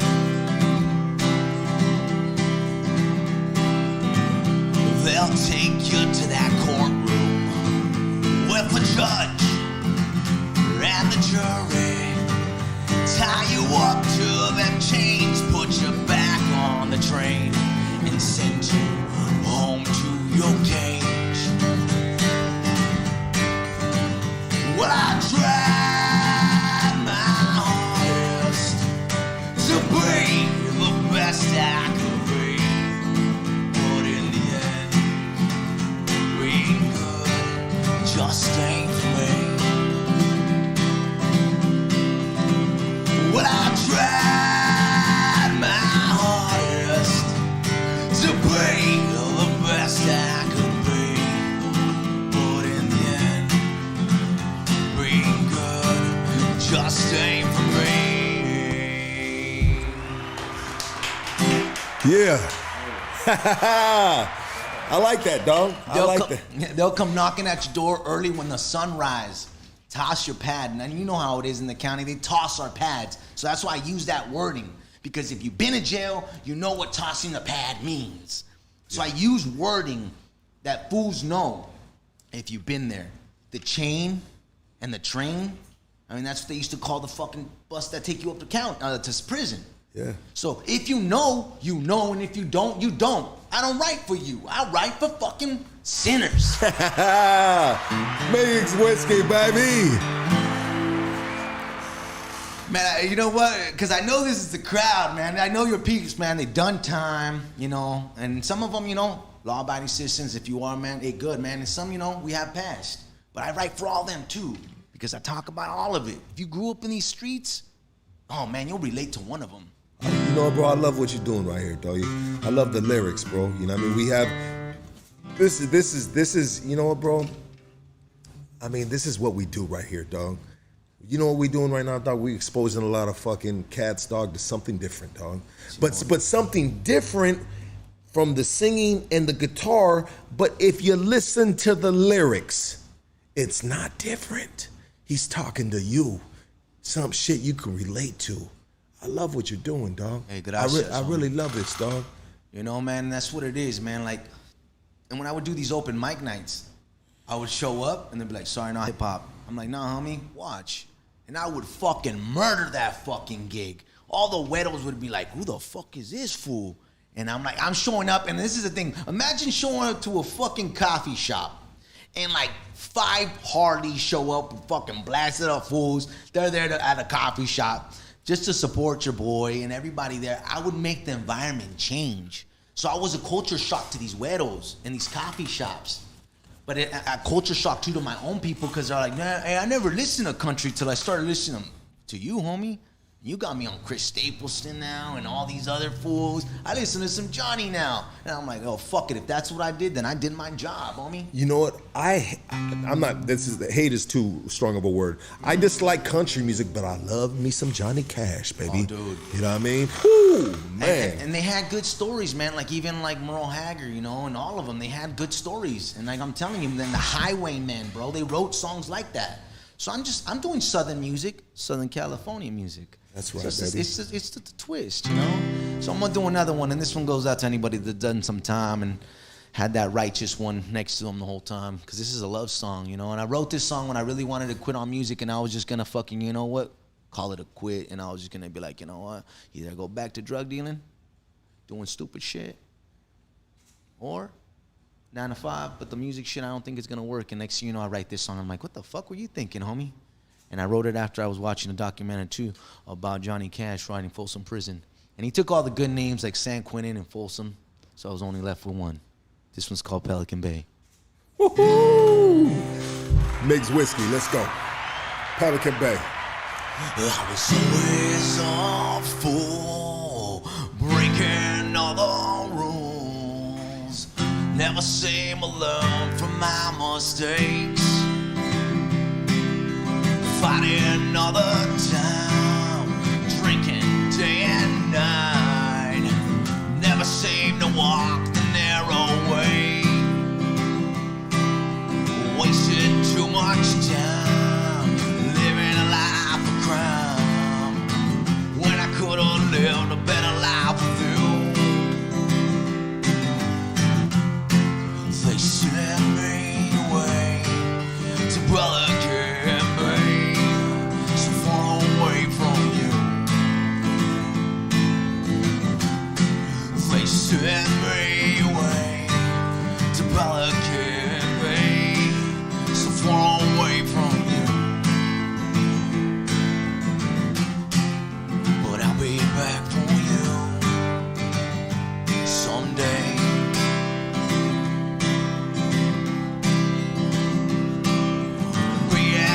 And robberies, rap sheet full of felonies, in and out of prison, out of county jails.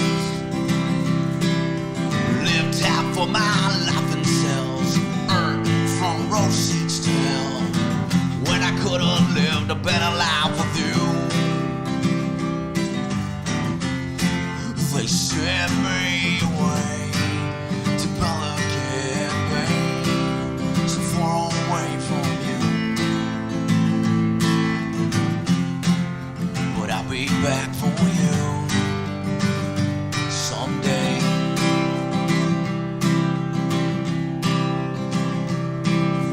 Wish I would've shown you love. Wish I would've been less tough. Wish I would've spent a little time with you. But all for one dark night and one stupid crime, I got sentenced 25 to life. They sent me away to Pelican Bay, so far away from you. They sent me away to Pelican Bay, so far away from you. But I'll be back for you someday. Hey, Hey, baby. Bro. I mean, damn, bro. I feel like we just taking a blast from the past. I mean, the music is old, the soul is old, dog, but the face is new, dog. I mean, how many other cats out there? I mean, you keeping something alive right here, doggy. Gracias, homie. You're keeping something alive, dog. I mean, I love it, bro. I really love it, dog. And that song right now when you're playing, dog, I started hearing the drums in the background, dog. You know what I mean? Like, damn. And that's another thing, man. It's been hard. Like, people will tell me, like, why hasn't the music gone farther? I'm like, dog, it's hard starting a band. All the people I know are in a bad walk of life. No offense to the fucking people I know. I love them all, man. I love you all motherfuckers. But you got women that are bad, habits that are bad, so it becomes a hard thing to show up to practice. So I start doing all this. I get a drummer, I get a bass player, a guitarist, and next thing you know, all of them start falling off. And I'm the only one that stays consistent. And that's another thing about having a band that's different from being a rapper. You can just have some machine do it, and if I could cut all the fucking people out and just do it like that, it would be cool. But there's some love to it when we're all doing it together. You know, when my Kanat plays and he's doing the fucking solos, you're just like in another dimension. I'm like, I can hear harmonicas. In my head, I watched Neil Young do a fucking show, and he had like 12 people on stage, and they all were just loving it. Jamming out. Oh my God. Could you imagine my motherfucking Mexican ass up there fucking just jamming out with a whole fucking banda and fucking fuck. So yeah, man, I don't know where it's gonna go, but I know it's only gonna go forward. Bro, you know what, bro? You are an absolute diamond in the motherfucking hood, dog. You know what I mean? You're a diamond in the hood, my boy. And I hope right here, this platform, all the fellas that are in the chat right here, you start trending, homie. They follow you on Instagram. They start supporting you, bro. I mean, this boy right here is doing what everybody else isn't doing. He ain't trying to be a motherfucking the next rapper, bro. My boy, this is amazing, dog. We need this music in this time we're in right here, because everything we listen to with the guitar and motherfucking singing, dog, is from how long ago? 30 years ago? You know what I mean? 40 years ago? 20 years ago, bro? I mean, you need to hook up with Everlast. You need to go on tour with Everlast, bro. I would love that, bro. You know, that's another dude that I love his music, because he did the same. He didn't look the part, but when he jammed on that guitar, you were like, damn, homie. That's what it's, and I love that shit, bro. And it's that whole thing that, like, you know, breaking stereotypes, you know, at the same time, bro. Like, that's what it is, man. Gracias, bro. Thanks for all the love on this motherfucker, man. For reals. We got another one, don't we? All day, man. I'm gonna fucking have a show right now. We got a show, baby. Let's go. Everybody enjoy, man. Enjoy this. I want to thank Lucky Sun Tzu to having me and the Hood Stock family.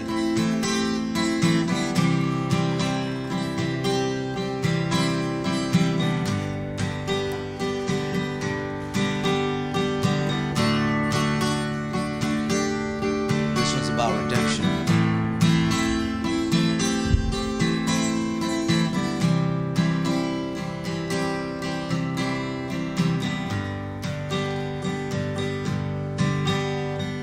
Raised by the streets, I did crimes to survive. I lived every day like it was last in my life. I was prison bound and headed for destruction. I had burned every bridge, had wasted my time. I was on the edge with a rope around my neck. I had gone too far to just turn back.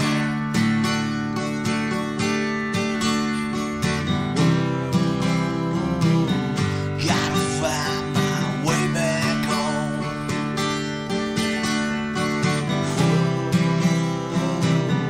Gotta find my way back home.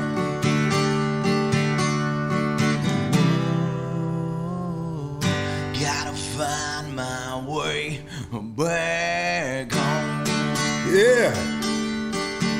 Let's go. That's right.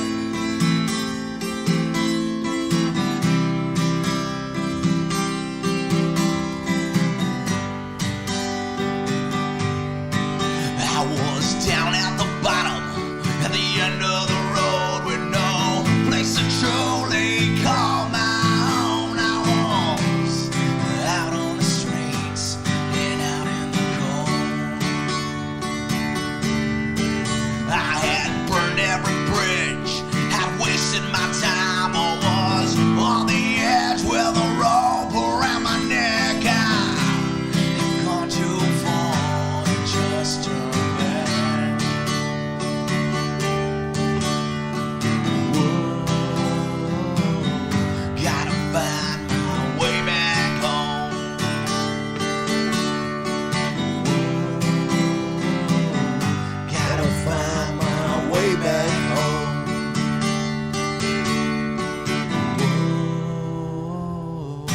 gotta find my way back home. Wow.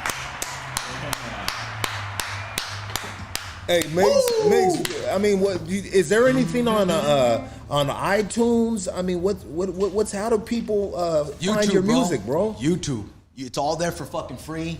Check it out. I'm obviously gonna eventually jump on. There's some new stuff that's gonna get released. I don't want to jinx it or nothing, but I'm releasing a whole bunch of new stuff on YouTube, and I'm getting back in the studio. The thing that set me back was the accident. I was in a motorcycle accident December 21st. Thank God I'm alive.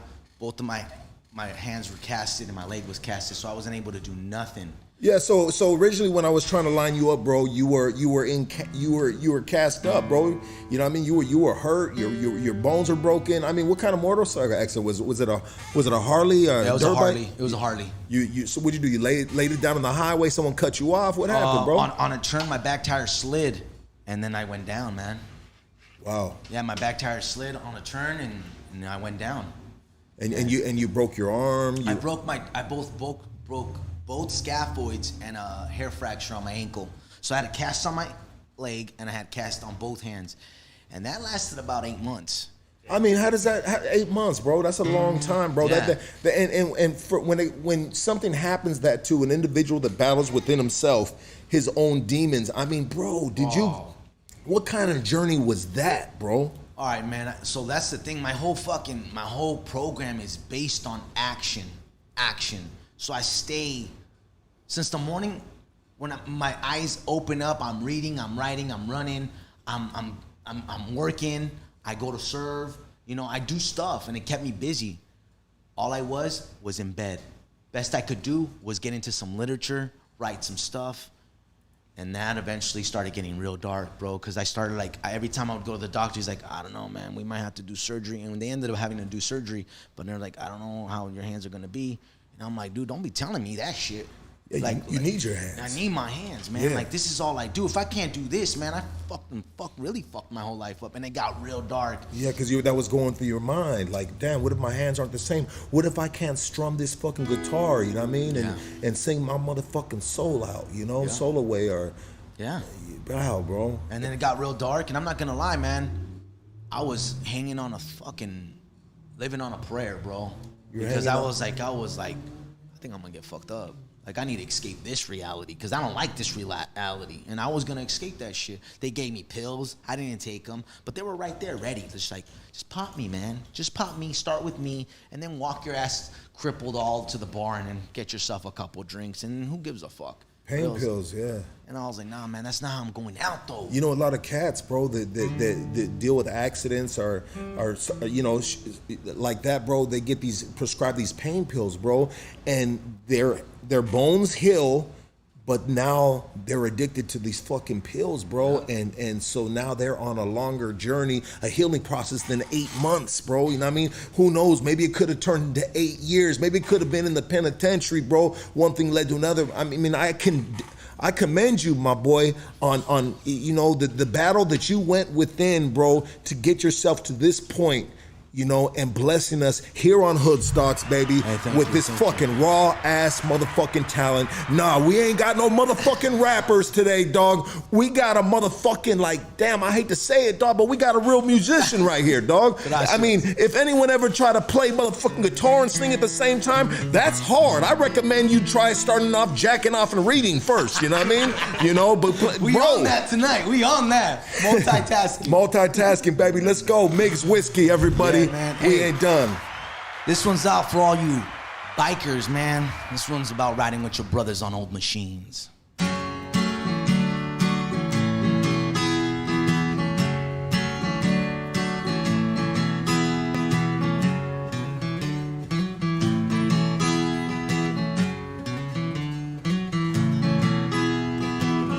Riding down the more dirty highways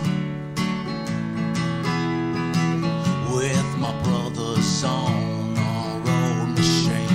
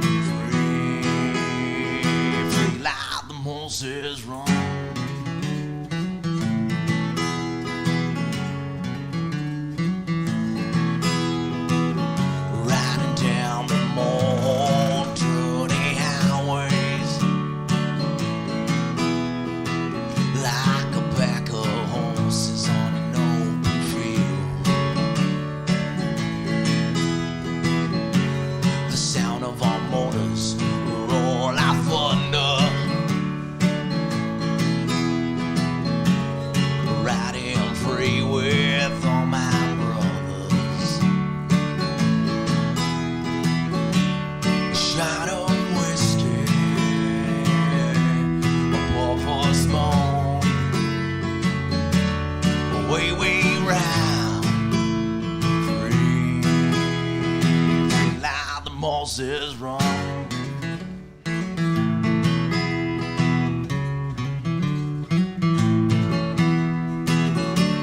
Shot of whiskey, a pour for small. Way, way round. Free, loud the moss is wrong. Damn. Make me want to drink some whiskey right now, dog. Yeah, that's the one, man. And then I had to put whiskey in there, man. There's a lot of songs I put whiskey because I relate to. I mean, bro, you're Migs Whiskey, dog. I mean, as you should, dog. You know, absolutely, dog. You love this. You in your comfort zone right now. This is me, man. This is what you where do. I feel alive. Like, I don't get the stage fright shit. I never had it, you know. And it's not that I like attention. It's just that I love playing.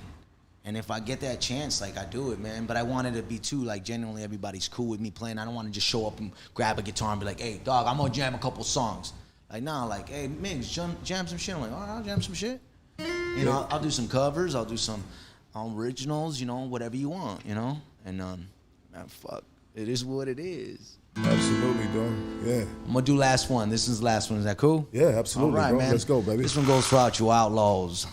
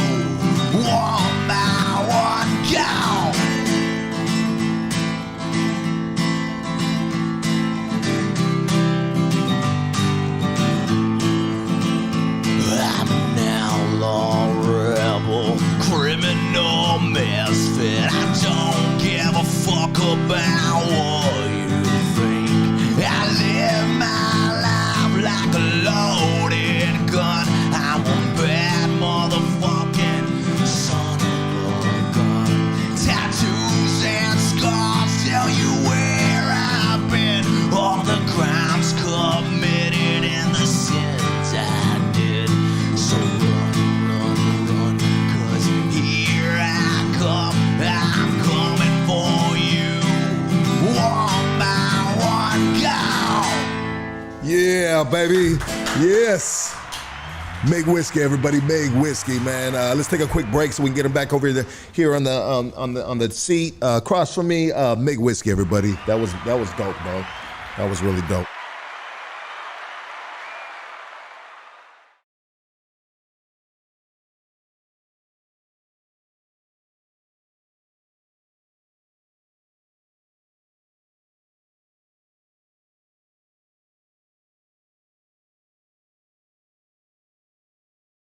Why I didn't want to come on the show with two cash in the hands. So I'm like, when I go out somewhere, I gotta drop it. You gotta like put value. out. You know what I mean? You want to. Yeah, you got to make the. I mean, you got to utilize this platform, baby. You know what I mean? You got to pull out, you got to pull out the bag of motherfucking tricks, baby. You know what I mean? You got to. I mean, shit. You got to flex as hard as possibly you can, boy. And you just did it, dog. That was fucking dope, dog. That was, that was most definitely something different for this platform, dog. And that is always a direction that I'm always aiming for, bro. We never want to keep ourselves in a box. And if I can. If we can just expose people to just young, raw artists like yourself, bro, you know what I mean, then we doing a good job right here at Hoodstocks, dog. That was dope, bro, and I really appreciate it. I mean, when you singing, bro, you were singing with you sing with everything you got, bro. I mean, when did you start singing, bro? Figured out, hey, I got a voice, bro, you know what I mean? When did it start? Well, all right, the first time I figured out I was gonna be a singer, it was me, the homie Ekno, and the homie Vicious in Pico Rivera. We were in Pico at Ekno's pad, and we were starting a band called Vicious Assault. And then we're all like, all right, well, Migs is gonna play bass, Vicious will play guitar, Ekno will drum. Who's gonna be the singer? And then I'm like, well, how about we all, like, I think we all mutually agreed, said, like, let's all go home, write something, and that's whoever will be the singer. And the genre was punk rock. Yeah. So it's just, fuck that, you know what I mean? So I went home and I wrote this fucking song, and it was called A New Way of Life. And that was it. And then they're like, all right, you're gonna be the singer. And then, like, we had a fucking backyard gig at Ekno's pad. His mom was cool with us. She even made us some shirts with our names on the tag, you know? That's tight. And I still remember, he's like... That's a cool mom right there. Was she really supporting that? Yeah, dude. And she's active, dog. She was active in the neighborhood, dude. So she loved us, bro. And she got us these shirts and had our names on them and our logo and shit. And, like, we're fucking young. We're in middle school. You know what I mean? And that was kind of like the start. And I remember when we played our first fucking gig, I was like, yeah, I want to do this shit for the rest of my life. And when I came up with this sound, though, it was in 08, 09. Because I came out, and like punk rock, it limits you to a certain amount of music, right? Like, fuck the system, fuck the government, fuck the police, all that shit. Which I'm down. I could write that all day. Yeah. I mean, I still write songs. I mean, I'm sitting on like 12 notebooks. You know what I mean? I'm just writing. Every time I see something on the news, I'm somewhere, blah, blah, blah. And just, it doesn't make it to this. And then like in 08, 09, I started making this sound, and it started with one song, which is not even on it. I haven't even finished it, but it started as a hook. And that's when like I got the pipes from the stomach, and it came out. And it was like, okay, is this how I sing? Because I don't sing. I scream in punk. So that was my singing voice. And then that's when it was, all right, this is what I'm doing. You started developing the voice, started kind of polishing it a little bit, started finding out the ranges you had with this voice, not screaming on some punk rock music, which I love punk rock music, dog. Love it. Yeah, I love a lot of genres of music that I grew up on, bro, before rap music, you know what I mean? Yeah. But that's dope, bro, you know what I mean? It just kind of like, it baffles me a little bit, bro, you know what I mean, how good you are singing, playing the guitar right here on Hoodstocks, bro, like nothing, bro, you know what I mean? You're so comfortable doing it. You're not motherfucking nervous. You're in your motherfucking, where you need to be at, like we talked about, bro. But why, bro, have you procrastinated? I don't know if that's what you've done, but with putting out music, so that you should have a catalog of music on iTunes and so on and so forth. I mean, you should be making money with this, bro. And I know you talked about, hey, that's not what I'm about, but that's what I think you need to get on that. I think, I mean, and I was asked the same question on another podcast, and I think what came to real mind, man, it was just like, I was trying to build a solid foundation in my recovery. Okay. So because there was so many fucking times when I would fucking get clean for a while, and then I would fucking be backstage at a fucking show, and it's free drinks, and I'm just like, I'm getting fucked up. And then next thing you know, everything would change. So I needed to build a strong foundation out. I think I was more focused on that than the music. And for the whole thing about posting it up on stuff too, I haven't done a lot of research, and I don't want to be like a lot of artists that, fucking end up putting shit in, and I just don't know too much of the things, and I know enough not to get fucked with. You know what I mean? So like I stay in my lane as much as I know, but I definitely now it's time to get out of my comfort zone. Arms are back. Let's go. Let's take it to the next level. Let's go, baby. Guess who decided to show up? Guess who decided to show up? The gangbang was over. Meet Casey. Casey has breastfed until he was 10 years old. Yeah, Catholic school, everything. And that's just because his dad had a hairy chest. He loves hairy chest. Sure. Hey, that performance was awesome. Hey, thank you, I love bro. your music. I was listening to, since you guys started, and Thank you have a man. great story. You're a cool dude. Hey, gracias, man. Hey, man, I'm not gonna, not to cut you off. You were saying like what got you through to the fucking time being down, because I was in my head. I watched a lot of podcasts too, and your guys' was one of them, man. And it's just seeing all the people that came from the same environment as me, and you guys are putting them on, you know. And I was like, damn, like reminding me of what the fuck I need to get back out there and doing. You know what I mean? So You doing it, baby, and you here, dog. And this is just the beginning of you know, I mean, you need to finish this year off with a fucking bang, dog. If you need a studio to go to, dog, I'll hook you up with a dope studio and a dope producer, dog, that can give you some solid recordings, bro, at a very, very budget price, like Just make it happen. Let's do it. price, dog. Let's That's do it. that's my boy Lyric Cruz right that's there. right. Dog. Hey, we only get to the top with the team and support, bro. So Yeah. like, if that's what it is, man, and that's what I'm always looking for, like-minded individuals, and I know I'm in the room with them. Man, hey, what's up, Casey? Finally, I get to meet the man, huh? The man behind the mustache. The man behind the mustache and the hat. Here I am, just a fucking Mexican jumping bean. Casey just got a gym membership, and it's not to work out, just to hang out in the men's locker room. That's right. To be in the sauna, homie. Sauna and some little boy's underwear. In the steam room, and I pop out like, what's up? What's up? Casey, you fucked up the last podcast. You trolled the whole podcast, bro. Oh, shit. Well, this fucking asshole gave me fucking mushrooms and then wanted me to be serious. I was in this corner just laughing like... But the funny thing about it is they weren't even real shrooms. Those were portobello mushrooms, bro, from the supermarket, bro. Placebo effect. Yeah, so it was all in your head, dumbass. And I was just tripping. I was on a good one. But I was having a good time. I mean, I thought the shit that I was saying was funny, like in the time. Why did you watch it back and realize it wasn't? No, it was. It was funny. And why did you say at the time? Well, so because, it still is. Well, yeah, it still Okay, is. But yeah. I thought it was funny. And then when I was flipping you off right there backstage, off camera. Yeah, we got, bro. I got this. This dude was out of his fucking mind, bro.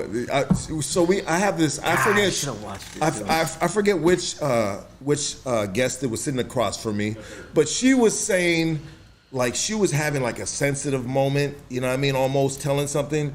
And Vulnerable. a vulnerable moment, telling some real serious shit, dog. And I'm just, you know, like, I'm on shrooms too, dog. But so I'm trying to focus, zero in on her. And all of a sudden, I look forward right across from me, dog, and I see this fool with the most wildest look on his face, flipping me up. I'm like, bro, she should have got up and whooped your ass, dog. 'Cause I think any one of those three females could have fucked you up, bro.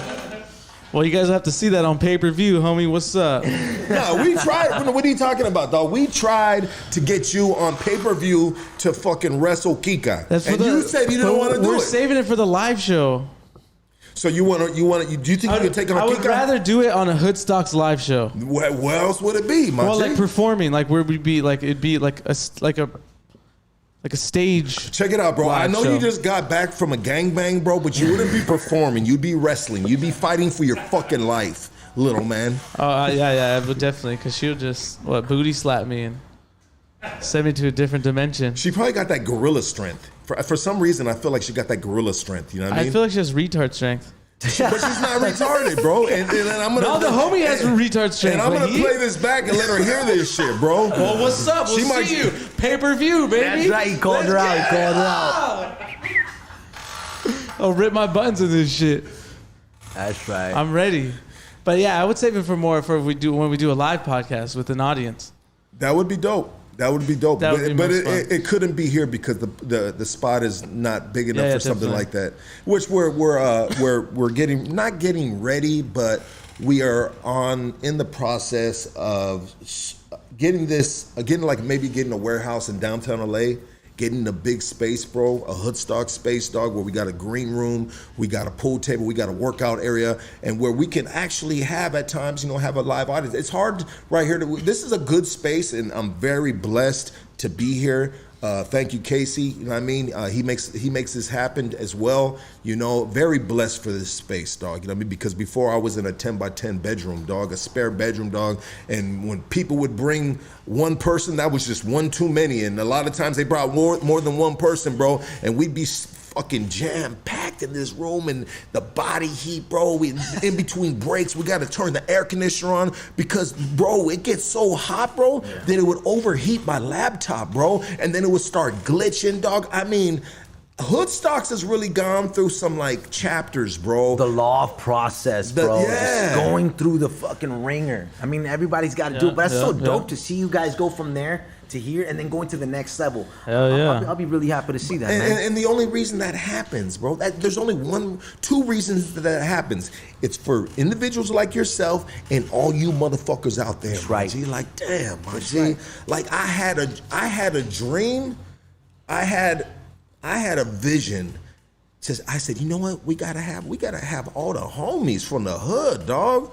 We gotta have them to have a place that they can come and they can share their stories. They ain't got a motherfucking, some of these cats roll up, they need to get picked up. They roll up on the bus, homie. Some motherfuckers ride a bike here, dog. I'm just saying, dog, we are truly for the streets, but at the same time, we're trying to create a conduit. And I tell my boys all the time. I said, bro, check it out, dog. This is a conduit right here. Utilize this conduit. The homies on the team right here, man, come up with something, dog. You know what I mean? A weed brand, a fucking anything, dog, and we will push it through this conduit. Everybody that sits right there, this is a conduit for you as well. Like, bro, you just did an amazing. When was the last time you performed live, bro? Man, I don't know, what was it? I can't remember, man. I'm not gonna lie. Oh, you know what? The last one I do remember, To Live and Die in L.A. Okay, great fucking the show. photography. Stevan Oriel, everybody. What kind of feedback did you get back with? Oh, dude, man. Mad love, bro. Mad love. Hey, shout outs to them, man, and shout outs for letting me be a part of that. Did Esteban reach out to you? Oh, no. The Los Angeles Deftone, which was the dude that threw the event, he hit me up. But it was cool when you walk in a room and Stevan knows your name. Yeah. You know what I mean? I was like, I don't know. That might not be a lot to a lot of motherfuckers, but when you walks into a room and motherfuckers know you, that's dope. Cause I know you, and everybody knows you, but ain't nobody know me. And that's the blessing, and that's the power of platforms, shows like that, dog. You know what I mean? Bro, for so long, people knew me for all the wrong reasons. Amen. You know what I mean? And now they're like, damn, Luck is you know what I mean? He's putting fools on. He's doing a good thing. Yeah, he fucked that podcast up. Yeah, he's not the smartest dude in the motherfucking world, which I never claimed to be, but I'm striving to be, you know what I mean? But anyways, bro, it's dope when somebody notices you for something that's positive, bro. Yeah. That is a true power right there, dog. That's a true power, dog, that I just absorb, and I love it, dog. You know what I mean? The positivity, there's some negative shit right here, and sometimes we could be the worst enemy to ourselves and put ourselves in a funky situation. Like for one thing, I learned a lesson, dog. I'm never gonna speak on something that's I'm gonna speak on shit, dog, but there's certain things that I should hold my tongue on that's too sensitive to the community right here, to the hood, you know what I mean? And not everything always has to be said. I mean, if you ask me, I'll answer the question, bro. But to go out of my way at times about certain touchy subjects, bro, I'm learning in this industry that sometimes some things are just best to be left alone, especially if it's not really that serious, or if it's, you feel what I'm saying, dog? It's this condo right here is getting off your path, I call it. Right? Of why I started. And it's supposed to be positive. Yeah, and now I'm jumping on this fucking drama shit, dog, that people are like, nah, fuck that, look, I'm unsubscribing, and then I'm like this, bro. I can be, homie, get the fuck out, dog. The door's right there, my G. You know what I mean? But it's the industry, this entertainment type of world, this reality type of platform, you know what I mean? It could be tricky at times, but I'm learning as I go, dog. Yeah, you know man. What I mean? And that's the thing, in the business we're in, man. And I feel we're in the same business because it's giving material to people out there, man. And it's you put yourself out there, bro. You know what I mean? And they're gonna feel like they can say whatever the fuck they want about you. And behind a keyboard they can. And they can. You know what I mean? Bop, bop, bop, bop, bop, bop, bop. Like, damn, dog, that shit hurt. I wish I knew what your face looked like, homie. Yeah. So I know when you coming my way. Or I know when I'm bumping, we're walking down the same aisle at Food for Less, homie, or we're at Santa Fe Springs Swap Meet, or wherever the fuck, dog. You know Dude, what I mean? I've let people know in the DM. I'm like, dog, I post where I'm at. I ride. I don't hide. I put the show, and like that's the thing I don't want, man. Like I did that stuff so many times at the beginning. I remember when I put my first video up. It was just on the cell phone, and literally my old lady was putting it up, and it was just me playing Death Valley, which was my first song, which made this whole thing start. And I remember people were like, "Man, I heard he's a rat." I'm like, "How the hell am I a rat? I've been busted once, and I had no crimies." And I'm like, "Where's the paper?" And like these people just feel like they can say whatever they want, and like stuff like some of this stuff is like whatever, but like then you get your little mobs and shit. Next thing you know, I'm Frankenstein and the mob's coming out and they're just trying to get you on some stuff that it's not even real. It comes with the territory though, dog. All day, all day. You gotta have the thick skin, baby. All day. You know what I mean? All day. And I can be so all my life, bro, a lot of my life, I can be self-destructive at times. It's like, you know what, bro? If I'm gonna go down, homie, shit, we all going down. Or I'm gonna call out the world, homie. Fuck it, I'm gonna go out with a bang, homie. Ba ba ba. Whoa, whoa, whoa. But then, I catch myself reverting to these old ways, and I'm like, hold on a second. You know, and this is just recent times that I, I was coming unglued on some shit, dog. You know what I mean? I was getting fished in to these motherfucking, these trolls, or maybe people really feel like this or that, dog. And I said, hold on a second, dog. Let me take a step back. Let me, reestablish my footing on what I'm doing, dog. And what we're doing here at Hoodstocks is bro. We ain't trying to create static, dog. I know certain topics are touchy, dog, but like grown men, we can talk it out. I mean, bro, like we getting away from all the bullshit, and we trying to give something. We trying to give you these diamonds in the rough, these rough-looking dudes, these crazy stories. We trying to give these people the flowers and the stories to the world that is real shit. It's not scripted. You know what I mean? And so I've had to check myself, bro, and just think about why I started this. It takes courage to do what we're gonna do when you put yourself in front of a camera, because at the end of the day, man, it's like football. All the fools in the fucking bleachers always say like what Brady should do. Motherfucker, you ain't Brady. You're here to watch Brady. Let Brady do Brady. You know what I mean? And like that's no offense to none of my supporters or no one watching this, man. It's just like we're doing what we can with what we got.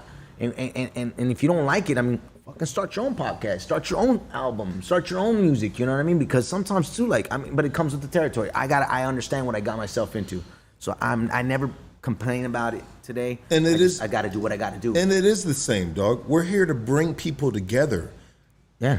We're here to bring people together on a positive note, not to bring people together and fucking have them tear each other's fucking heads off. I mean, bro, there's enough of that going on right outside of this fucking door, right out where we're at, bro. There's enough of that shit, dog. Yeah. You know what I mean? And I get checked sometimes by my girl, dog. She's my biggest, because I got to go home to her, and she watches the podcast, not all the time, but sometimes, but she be on my head sometimes and be like, nah, bro, you slipping on your game. Whoop, whoop, whoop. Like, you gotta, redirect, take a step back, fix your motherfucking frequency. Your vibrations are not good. You know what I mean? Like, and she's the backbone of me, dog. She gives me foundation, you know what I mean? And we need that in life. Just like you talked about your wife giving you the foundation. You said, shit, I came with a team, but I did come with my team. That's my team right there. Yeah. You know what I mean? That's my entourage, And you need to be around people. And you need those people that are gonna be honest too. Yeah. That are gonna fucking tell you like, dog, you fucking up. You're getting out of character. I'm like, and that's my boy Preston right here. Preston, you know how many times I've been right here and you guys don't see Preston. Preston be in the background. This would be Preston. Preston would be like, like, dude, he'll be in the back fucking, I don't know how many times Preston almost pulled the plug on some shit. Or how many times I said, I passed my cup over and I said, when I pass my cup, one of my boys is gonna hook it up some Jack and some Coke or something like that. And Preston will be like, and I see him in the corner of my eye, he would look at the other phone and be like, he cutting me off like we at the bar, bro. And this fool be cutting me off, dog. I mean, Preston, I'm gonna tell you right now, dog, I love you, my boy. And you know, you are fucking very, very much needed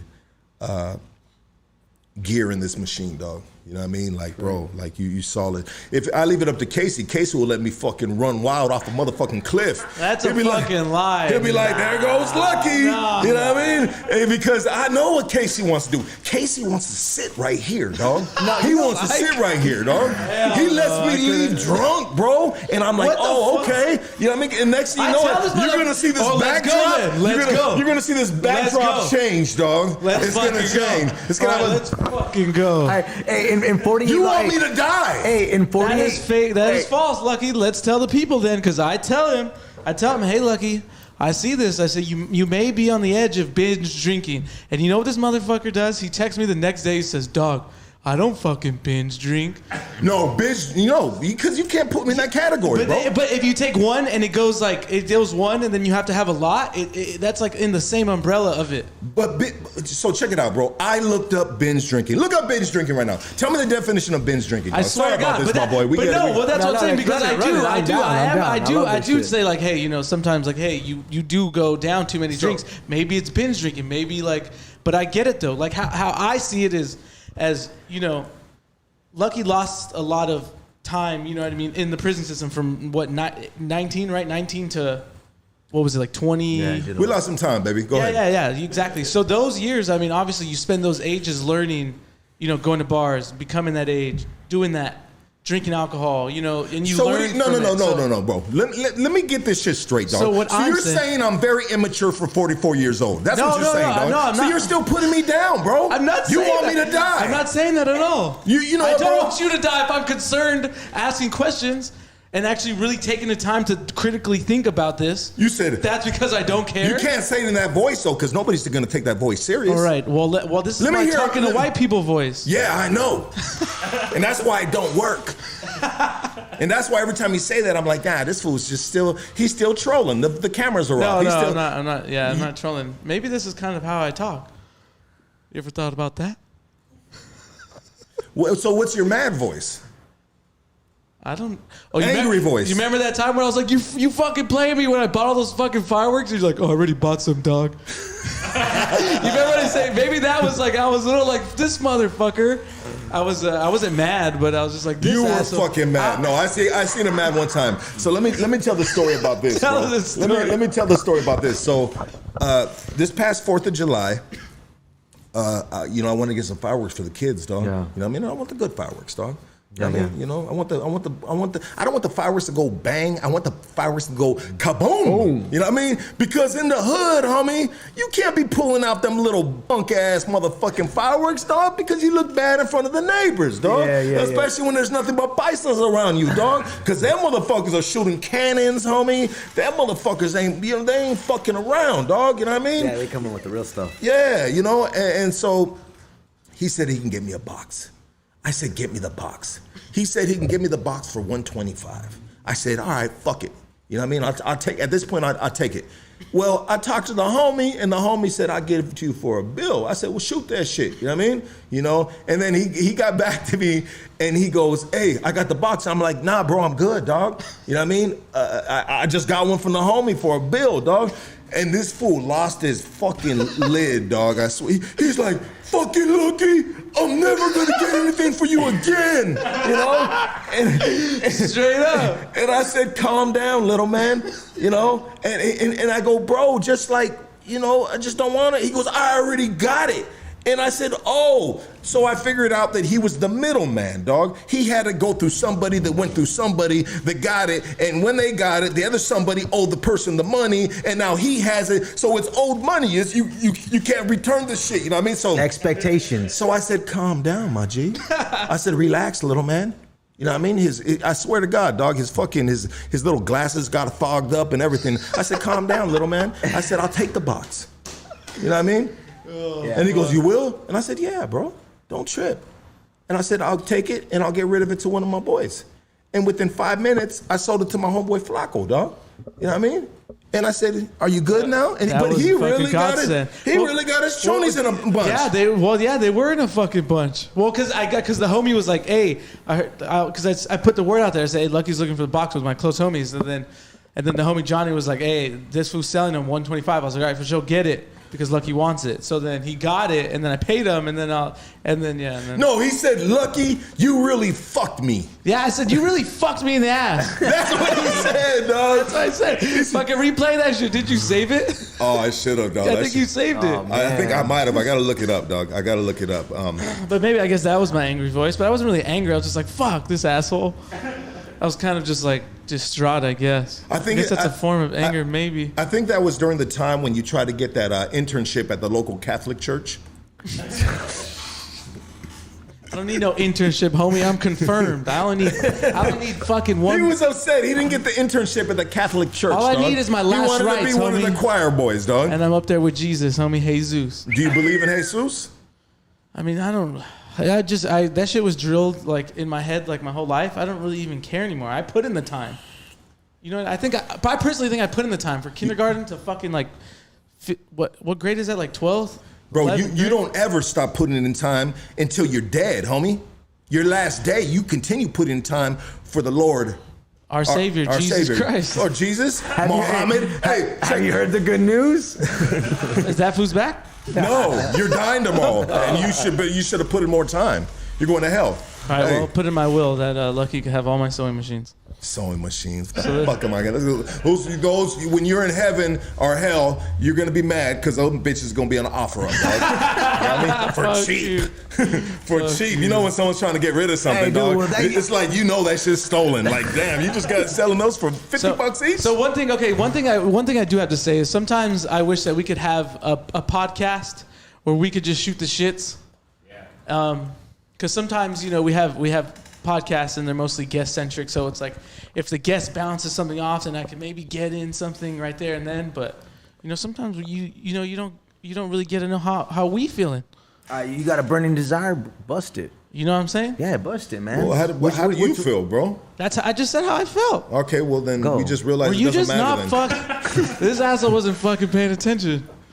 Because sometimes you talk, bro, and it's just angelic. Angelic.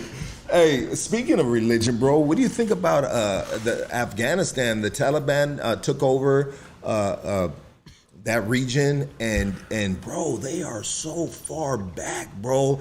Like with the women, bro. Like women are protesting out there in Afghanistan. Like, bro, they won't even let in the colleges and the schools out there. They put a divider that divides the men from the women. I mean, the Taliban is really on some shit, dog. There's a lot of fucked up shit. It's crazy because I think about so we can talk about the what is it, the Quran, and then you got the Bible. I mean, I think when it comes to that, bro, it's instructions, it's directions. It can be life instructions, directions that were written back then, right? And so now what you do with the Bible in this modern time and era is, you still use certain principles, bro, but you adapt it to the new fucking times. Like women should have fucking rights, bro. Yeah. They should be able to motherfucking work. They don't have to fucking be looking like motherfucking E.T. on Halloween with the sheet over the motherfucker, you know what I mean? For some of the old folks, you know what I mean? Have you ever seen E.T.? though? Okay, let me tell you a story. So I've actually never seen E.T. in my life because I was deathly scared of it. Hold on. Wait, hold on. Can you hear me? Wait, hold on. Say that again. You just got your mic muted, homie. I can't believe you just admitted that right now, dog. I have more to the story. So like when I was like 5 years old, I was like scared of fucking E.T. to death. And I was with my grandma in the Montebello Mall. All right. Or no, in the Santa Anita Mall. And they had this, at the Tower Records in there, they had this giant E.T. thing, and I was fucking having a freak out. They had to pull the shit down. If you're scared from the window. If you're scared of E.T., then have you ever seen a fucking uncircumcised penis? Never. Hey, But yeah, going back to the women, right? We were talking about women. Or you want to ask something? No. He's done, bro. He's done. He's done. Open up the phone lines.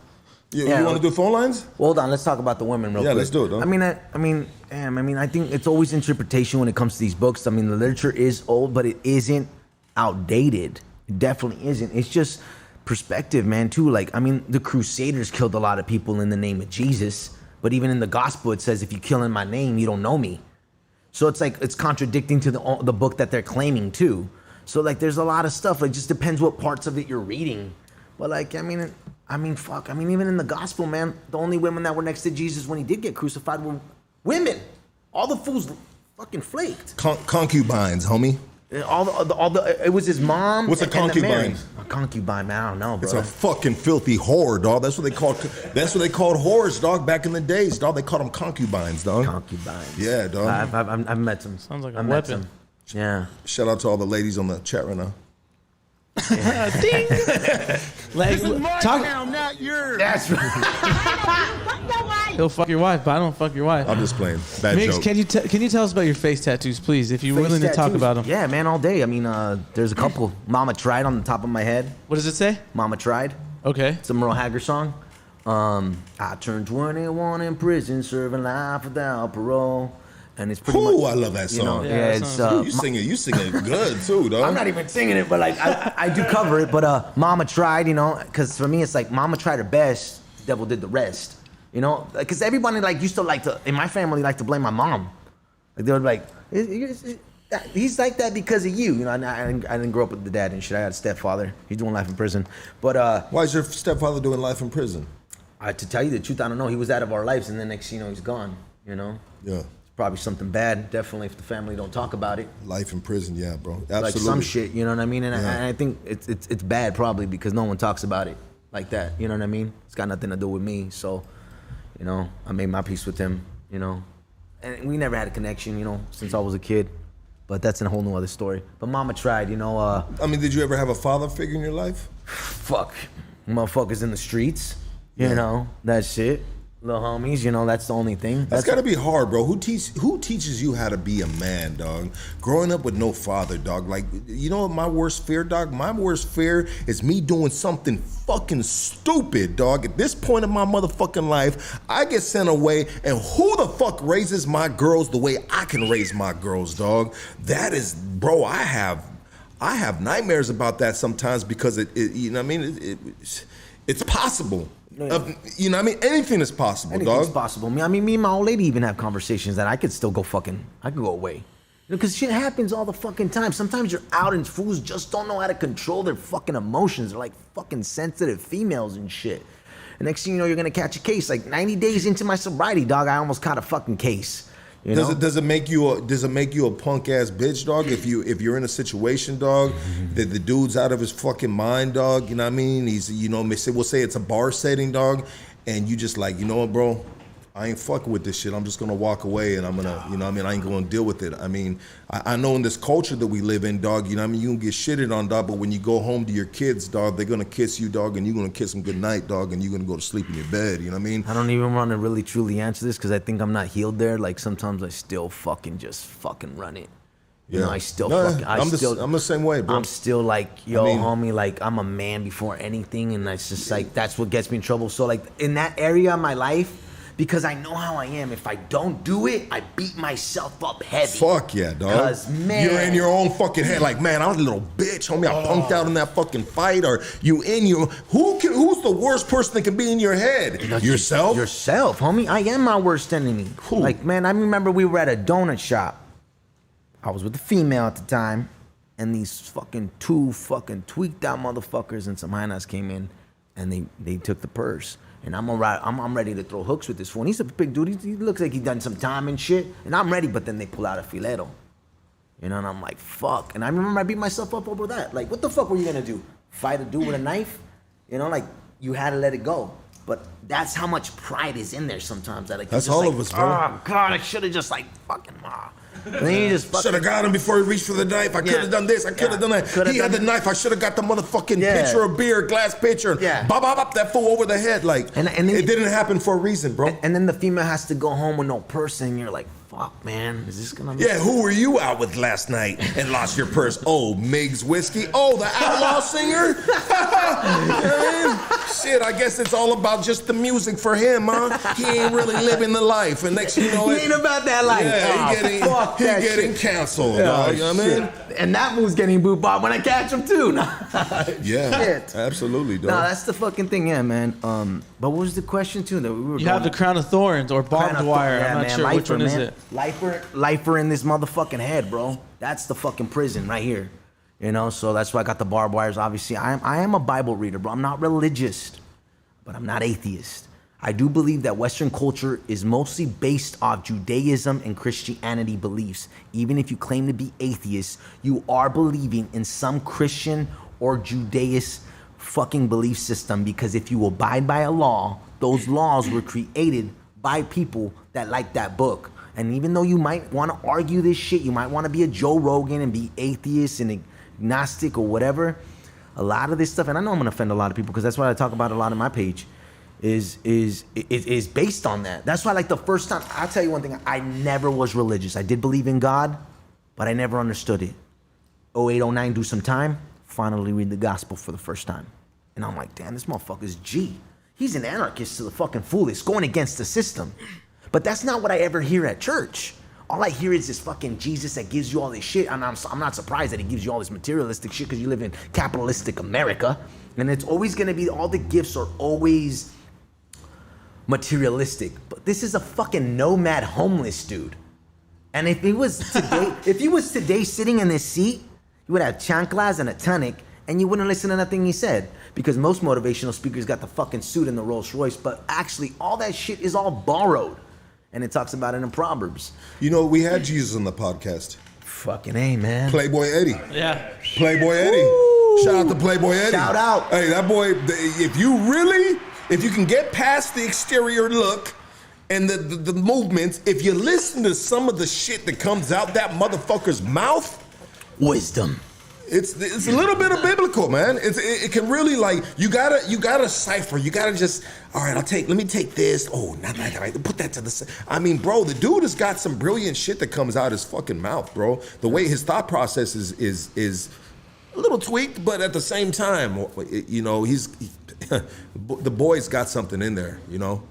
And I think when we had him on, there was a big percentage that kind of realized there's some brilliance inside of this Insanity. Yeah, exactly. Yeah. Thank you, I brother. think there's a little bit of brilliance in all insanity, right? Yeah, but I think there's a lot of brilliance and a lot of insanity, bro. If we really think about it, and sometimes we hate to admit it, you know. But that dude is crazy as fuck. But he just said something the realest shit I've ever heard in my life. I'll tell you one thing. I'm far out, bro. I'm far out. Everything too has meaning and purpose, and like from the music to the symbols that I have on my music. My logo is a ski mask with the cross of Saint Dismas. I got it tattooed right here. What is that right there? I was gonna ask you what that is. That's the cross of Saint Dismas. Saint Dismas was said to be the guy that was the thief to the right of Jesus in the book of Luke, and he's the one that's on death row with him. And there's two criminals next to him.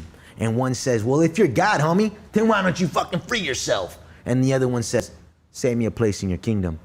And then Jesus just turns around to him and he says, you're already there. You're already on your way.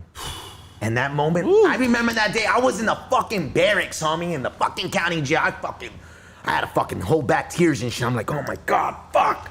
And crazy thing is, if you watch American Me, that's the cross that his mom gives Santana. That's the cross of Saint Dismas. In Russia, they love it. Yeah. Because, I mean, Russian culture, I mean, that's a whole other thing I don't want to get into, but like the wars and stuff like that, you know, and, but that, they like that. And I love that character. And that character became the ski mask. And that's Saint Dismas to me. I call him Crim. Rest in peace for my homie Crim. But at the same time, it's Saint Dismas. That's why it's like the criminal mindset. It's the ski mask with the Saint Dismas. And that's why I got it right here. Because I am that motherfucking criminal that accepted that man. And I'm not talking about the Christian that the Jesus Christ they're talking about at your church. I'm talking about the one I read about. The one that came that had nothing and had everything at the same time.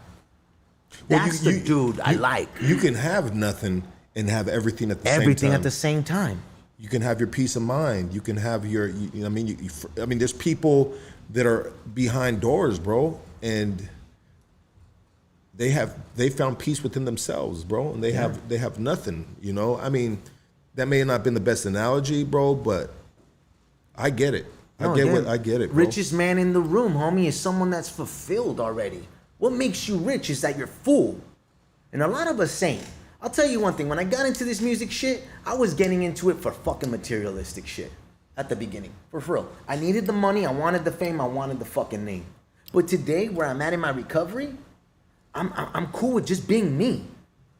And like, I like these fucking Disney movies, man. I just got a Disney tattoo on my leg, Pinocchio. Pinocchio. I love the metaphors in that movie, but I watch a lot of films with my son, and there was a music one with jazz. A new one, Soul, I think it was. Yeah, Soul. And I think I'm pretty sure I got it from there. There's a fish, and the fish says, "I can't wait to get to the ocean." And the other fish looks at him, he's like, "You're in the ocean." He's like, "No, this is water." He's like, "No, motherfucker, this is the ocean." And like, we always think we need to arrive, not knowing that you already here, motherfucker. You in it. You in it. This is the blessing. And if you can't see it, dog, you fucking more smoked out than the motherfucker smoked out the game.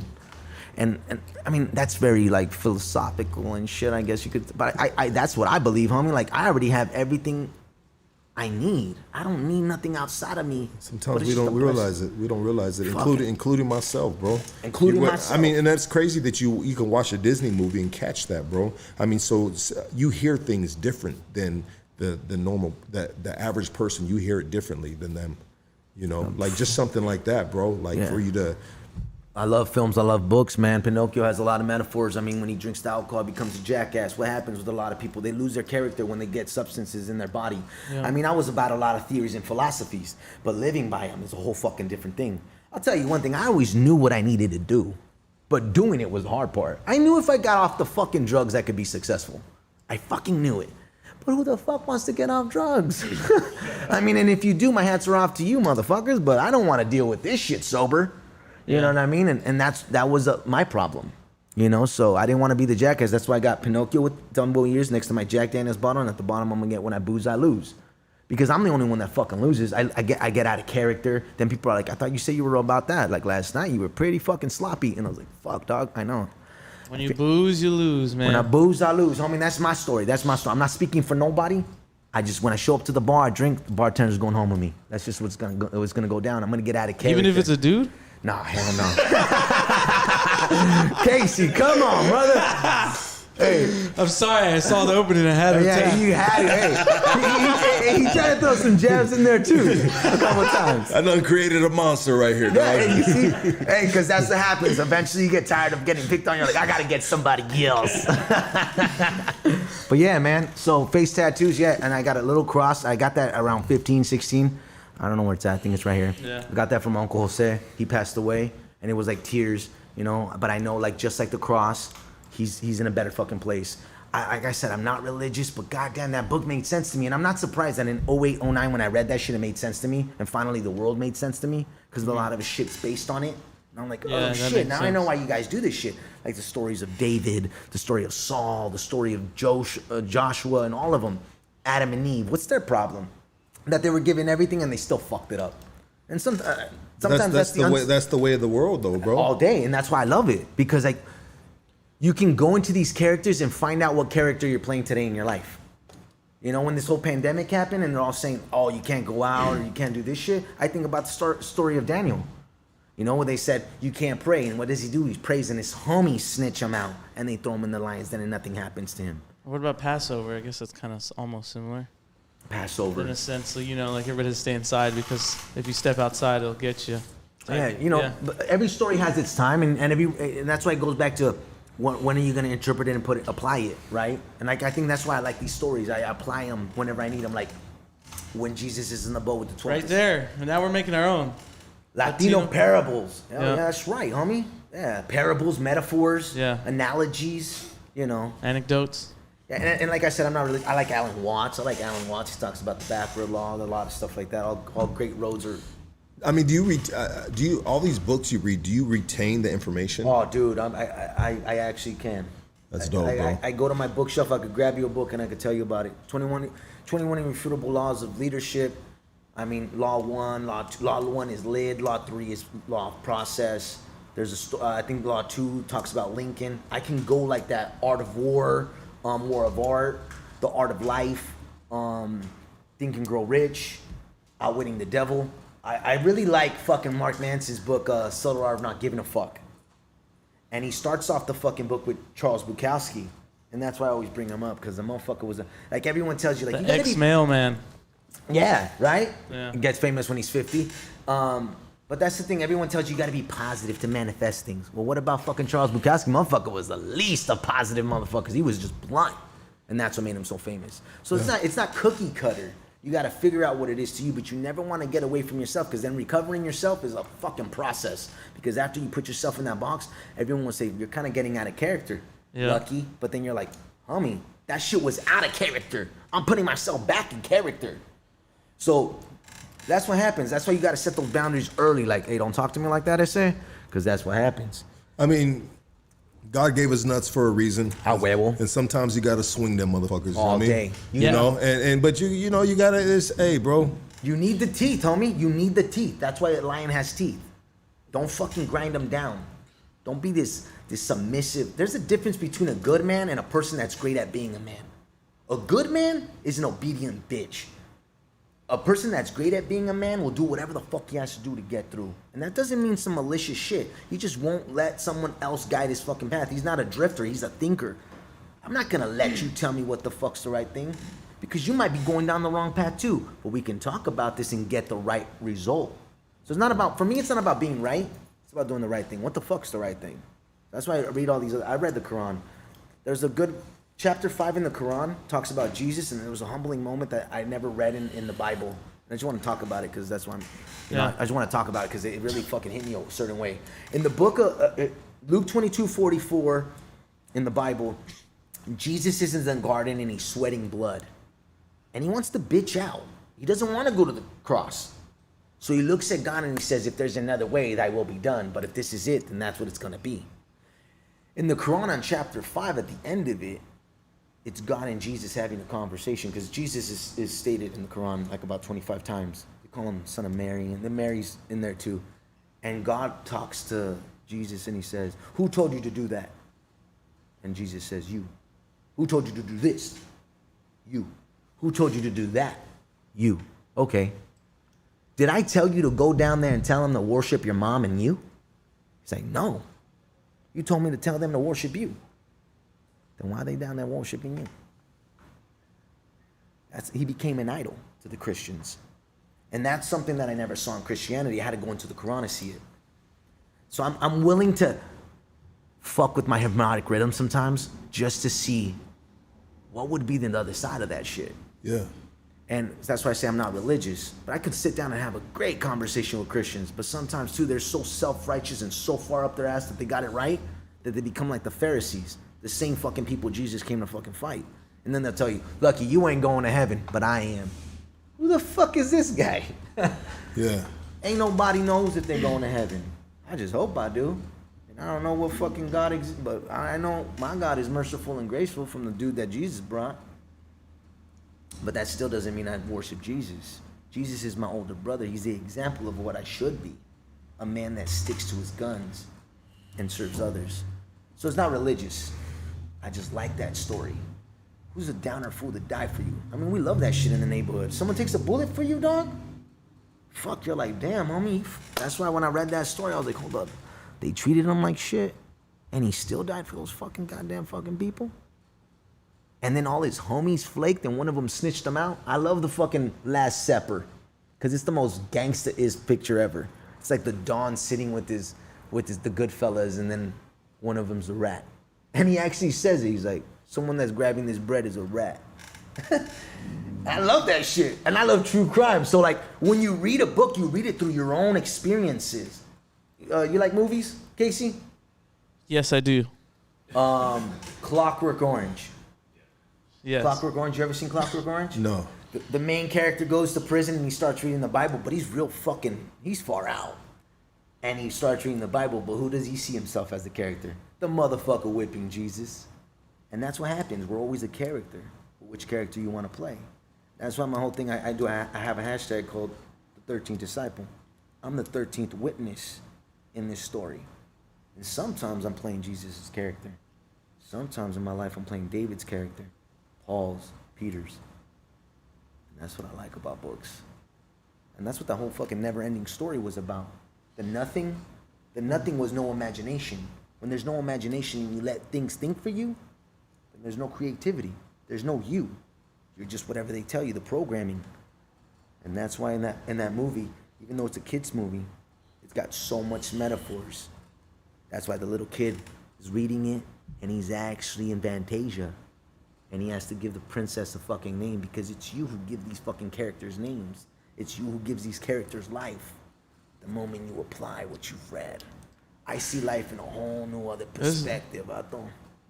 That's dope. And I'm not trying to preach. This is not a fucking the gospel, homie, Billy Graham style, but you know what I mean?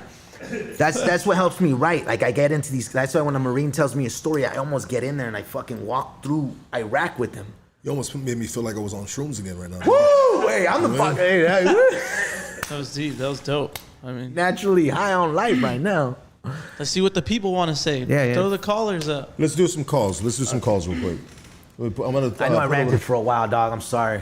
No. Good, bro. This is your time to shine, baby. This is what you do. You let people get to know who you are, bro. Exactly. And when they get to know who you are, then they can gravitate to shit that you do, dog. Like your music, bro. You know what I mean, or whatever it might be, dog.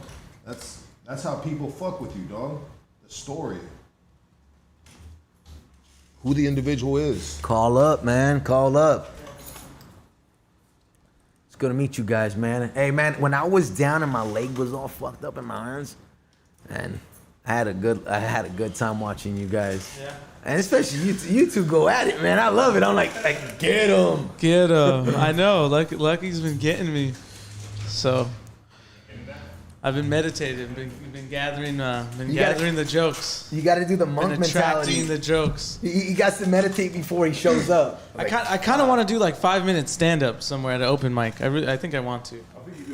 Yeah. I think that's something I want to pursue. You know, here's my 5 minutes. I haven't prepared. You know. All right, everybody. We're getting a call right now. So, you want to answer it? Okay, so you want to get on here? And then you have to hit the speaker button, tap it on the phone, and then it'll say BT. Let's say Roadcaster. What up? You're on Hoodstocks. Put the volume up. Put the volume up. Right there, where the blue bar is. Where the blue bar is. Yeah, up. Keep going. What up? Hey man, I just want to fucking say, hey, Whiskey, that outlaw song, dog. Hey, that resonates with me, homeboy. A huevo, Straight the homie. fuck up, dog. That's right. Hey, that's some fucking hardcore ass shit, homeboy. And I wish these motherfuckers would fucking put that shit out, like, more likely and more often than you did, bro. Straight the fuck up, love, so much love. Hey, Hey, gracias. much love. I respect the podcast. I support it, dog.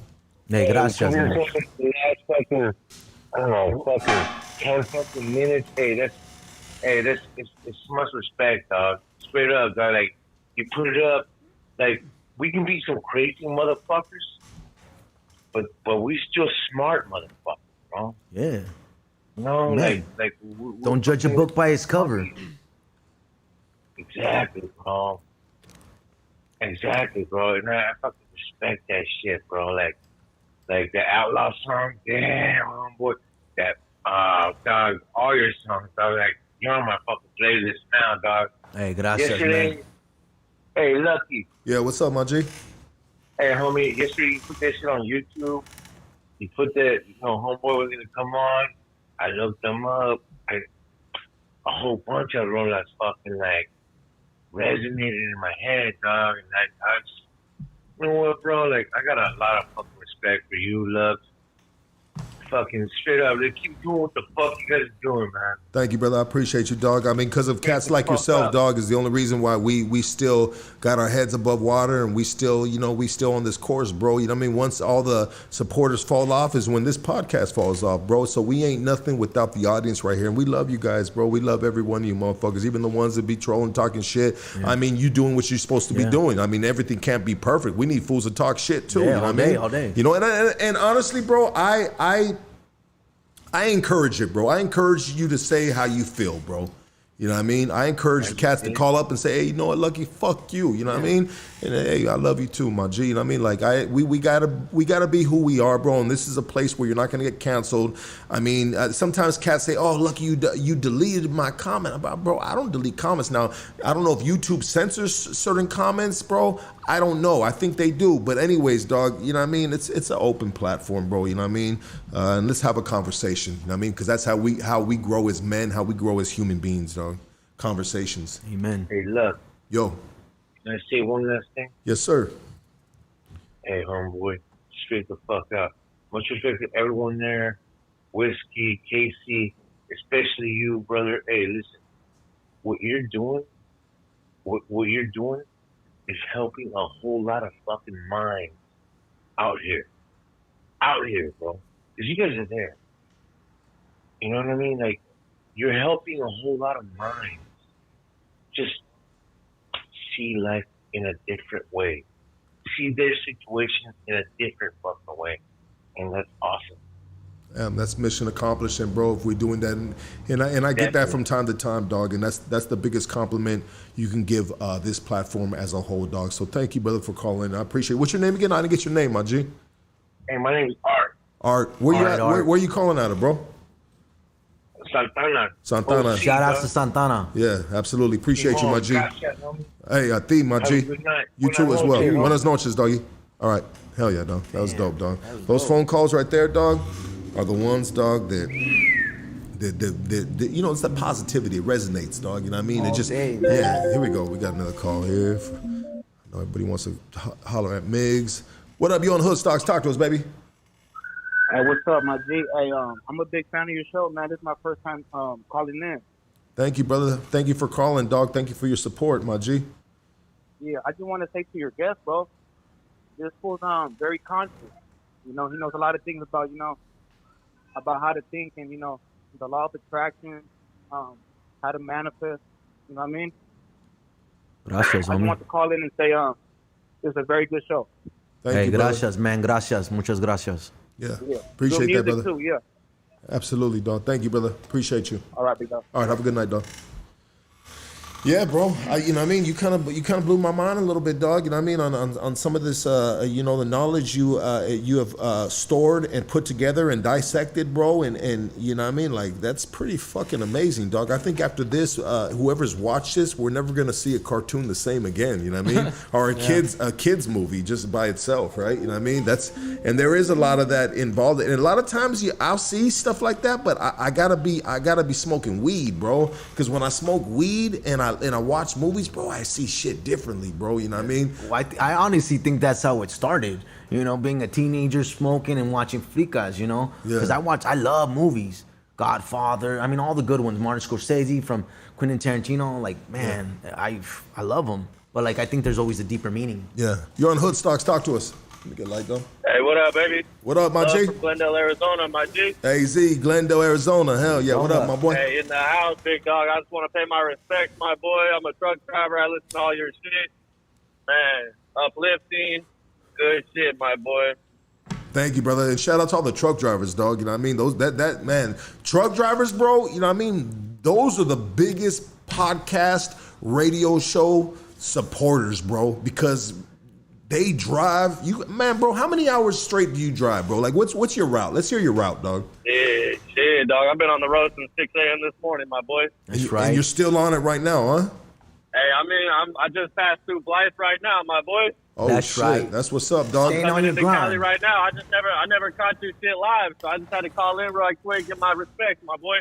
Yeah, well, hey, what is a lot lizard, dog? Have you ever heard of a lot lizard? That's that buck tooth, nappy head, Daisy Duke wearing scrawny, baggy thong looking ass bitch standing on the corner waiting for your ass. Oh, stay away from that. Hey, not at all, big dog. You know what I'm saying? And the boy next to you, Whiskey, I ain't heard of you before, big dog, but I'm gonna definitely check you out. You Hey, gotta get on gracias, social homie. media so people can check you out, my boy. You sound definitely like, you know what I mean, speaking from past experience and definitely intellectual, my boy. Hey, Salute to you, gracias. fool. Hey, gracias, man. No Straight doubt, up. no doubt. Good to talk to you guys. Salute to everybody on the podcast, my boy. Definitely tapping in, Hey, safe travels, my G. Safe travels, Hey, brother. I appreciate y'all. Have a good night, man. You too, doggy. All right, late.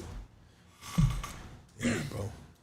Gotta love the live phone calls, dog. You know what I mean? It's just to connect with the audience, bro. dope. Just to, like, you know what I mean? When they're in the chat, like, I see them in the chat, dog. They be off the hook on some shit, but when we can actually get them and hear their voice and, you know, get, you know, the positive feedback, that's a gift by itself, dog. And we really appreciate you guys, dog. Here we go. We got another call right here. Let's go.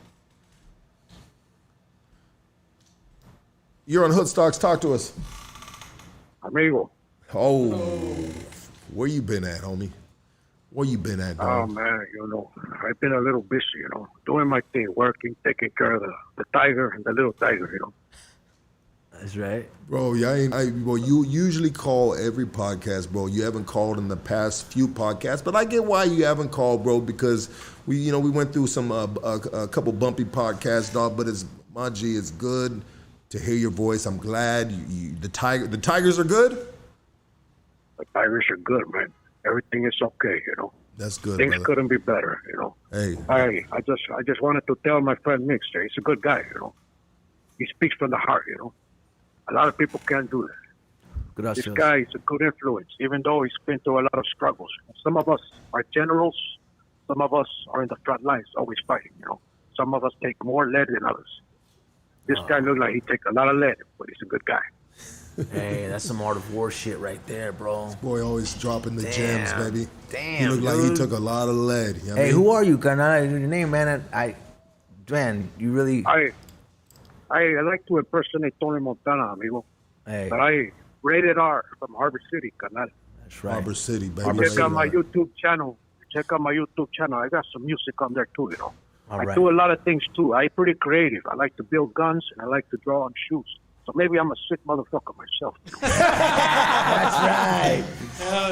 Hell yeah, my boy. Hey, shoot me some music, dog, so I can hear some of your music, dog. You know what I mean? I think you need to be for sure a future guest, or I'd like to you know what I mean, promote what you're doing. You know what I mean? If we're doing it correctly, you know what I mean? And I'm sure you are, dog. You know what I mean? So let's put it on the map, baby. The problem is, amigo, I don't do social media, carnal. Yeah. I only have my YouTube channel. That's it. Okay. What's the YouTube channel again? Plug that again, bro. It's just rated R, or you can look up one of my songs. Just put Harbor City, and you'll see a few of those songs right there. Okay, baby. That's what's up, dog. We're gonna look that up, dog. We're gonna look that up. Support your local artists, Yeah. straight up. Yeah, support the local artists. Everybody, look up Rated R, Harbor City, Harbor City. Yeah, I got love for my G's from the Harbor City off the rip, dog. HA, stand the fuck up, dog. All right, my boy. Hey, we will talk to you Sunday. Sunday we got a good guest, dog. Another good guest, dog. So make sure you call in, baby. All right. All right, amigo. Love you guys, huh? Love you too, doggy. I love that dude right there, dog. Hey, man. He said you look like you taking a lot of lead. You know what I mean? I wonder what Casey looks like, dog. He'd be like, "Hey, amigo, friend, Casey, you look like you're taking a lot of fucking purple objects." Hey, you're on Hoodstocks. Talk to us. Hey, yo, what's up, man? What's up, bro? What's cracking? Hey, I just want to give a shout out to Lucky, man. So I'm an Army and Navy veteran. And for all you guys who wanted to judge him on that podcast where he turns up, you don't even know what he's doing on the back end, man. I was down on the dumps and this fool lifted me up, man. And you didn't have to do that, man. Straight up. And I just want to say there's a lot of fake people in this world. And I didn't know who this dude was right here, but I could tell he's a genuine dude. He's real intelligent. And I don't know, man. I'm just I don't know what to say. I'm nervous, dude. You're Hey, good, man. Hey, gracias, homie. Yeah, well, first of all, my G, thank you for your service. Yeah, straight up. Thank you for your service, brother, and thank you very much for this phone call, bro. You know what I mean? And any time, I feel like we've had the conversation. With behind the scenes, dog. Which I have a lot of conversations, dog, with a lot of the Goonies, a lot of the audience, bro. Because you know, who am I to be ignoring fucking shit, dog? You know what I mean? Especially when cats are reaching out, and sometimes individuals are on hard times, and And when I'm on hard times, I need somebody to talk to. And sometimes the best person to talk to, dog, is someone that you may not know. You never met in person. Why? Because they're not going to judge you. Like, sometimes it's hard to go to a family member or someone you really know and you want to just vent or tell your real shit because they're going to turn around and tell the other homie, and next thing you know it, everybody knows that, you know what I mean? You know, you ain't fucking your lady right. You got a limp dick, you know what I mean? Or what, I mean, I'm just saying. I'm talking shit. We open up more to people that we don't know, man. I've opened up to some strangers on the 333 bus going to Venice Beach, man. And like straight up, it's just sometimes you catch that wisdom from some random stranger, dog.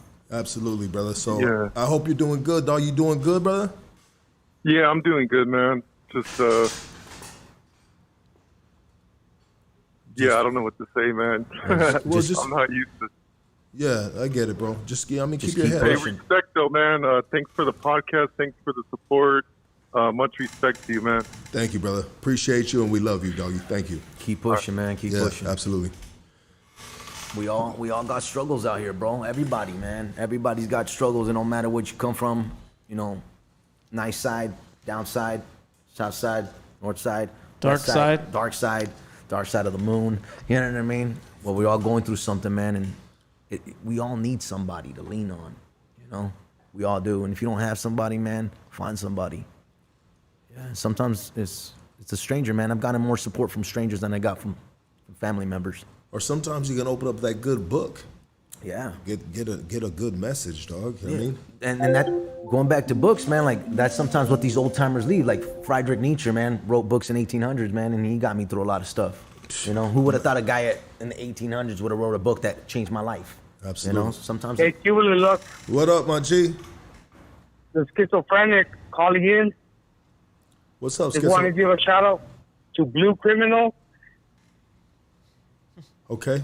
Shout out to Blue Criminal. And Blue Criminal and Lux.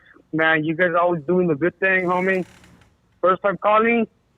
But that's all I wanted to say, bro. Because I'm a little buzzed. Just want to get in there, bro. All right, brother. Well, I appreciate your phone call, dog. You know what I mean? And enjoy your night, dog. You know what I mean? Enjoy your night. Don't drive, dog, while you're drinking. You know what I mean? Be easy, baby. You know what I mean? Make it to the next day. Have a good weekend. Tomorrow's Friday, dog. You know what I mean? And shit, dog. Much love, much respect. Thank you, brother. Bro. Hell yeah, dog. Hey, homie. Yeah. I'm from El Sereno, homie, but I'm out here in Illinois, bro. Okay. That's what's up. Shout out to you know what's up? Hell yeah, my G.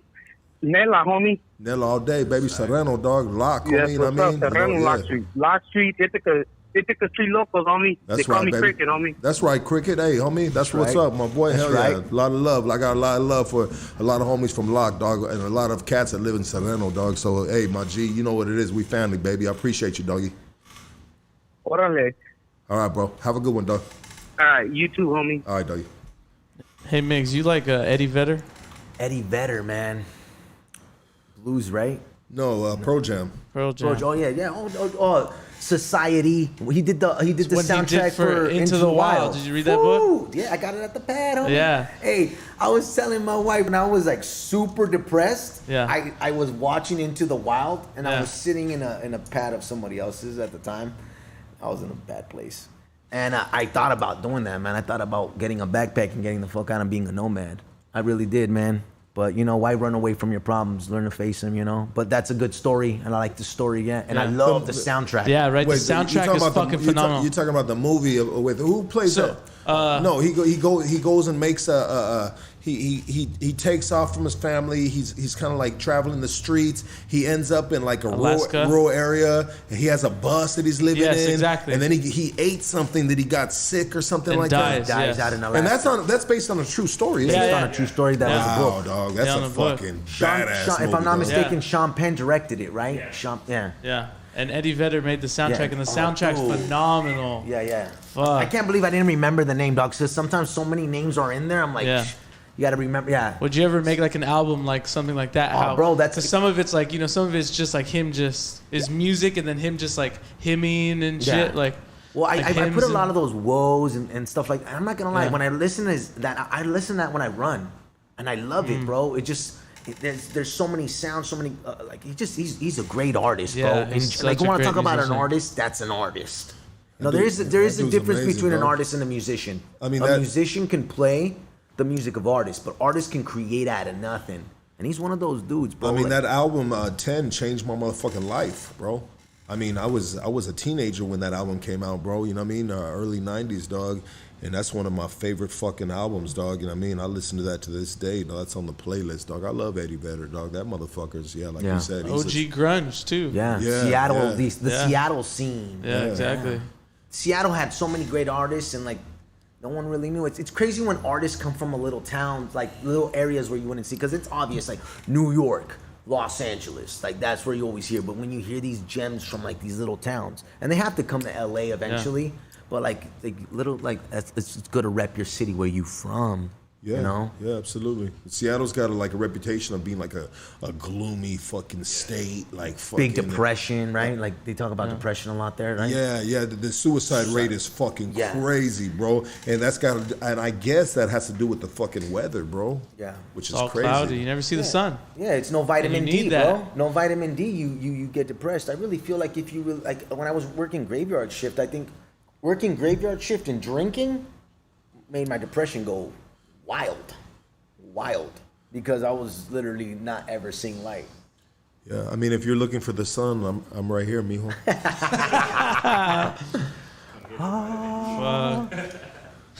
Yeah, man. Hey, shoot the questions, bro. Shoot the questions, man. Oh, dude, that fucking episode was crazy. Yeah. Dirty. We need to get dirty. We need to get Dirty Daryl back right here, man. Yeah. Yeah, man. You guys have some crazy guests, man. I love it. This is my cuzzo right here. I don't know if he's calling in. What up, cuz? What's up, cuz? You know you're live on the podcast, right? Yeah, no, so I'm watching you, dog. What up, my G? This is my cuz right here. Dope one. Hey, dog. What's cracking, dog? I had to call in, dog. Just show some love. Hey. Yes, sir. Hey. What up, doggy? Love you, fool. I love you too, doggy. I love you, dog. You got. I love your shit, dog. But check this out. Let me drop something on you real quick, yeah? Go ahead, do it.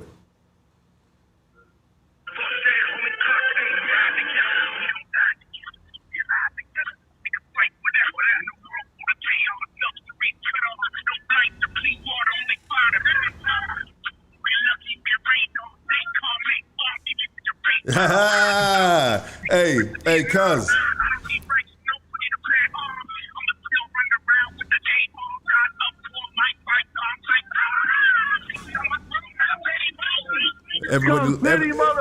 Everybody look up Dope One, man. This is my blood cuz.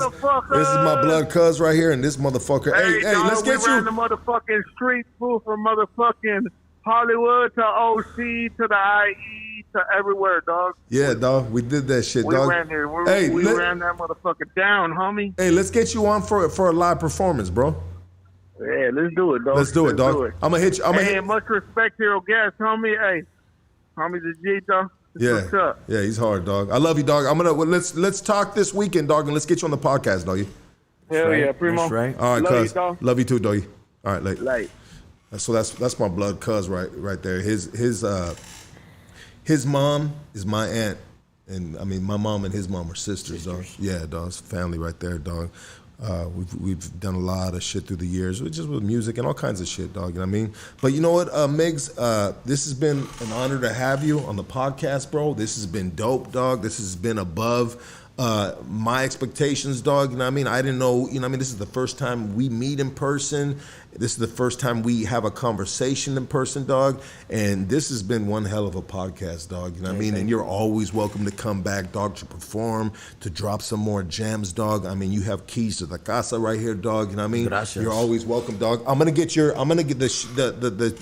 songs that you did, bro. I'm gonna chop them up and I'm gonna put them on the channel, dog. So you'll have just a rotation right here on the channel of just your music performing by itself, dog. All right, hell yeah, man. Yeah. Support those who support you all day. And you know, man, I've been supporting your guys' stuff. I'm subscribed. I watch your guys' episodes. I got to catch up on a couple. Yeah. But hey, man, I love what you guys are doing. It was an honor to be here. I love the guests you have. And like I said, I see these people on our streets doing things.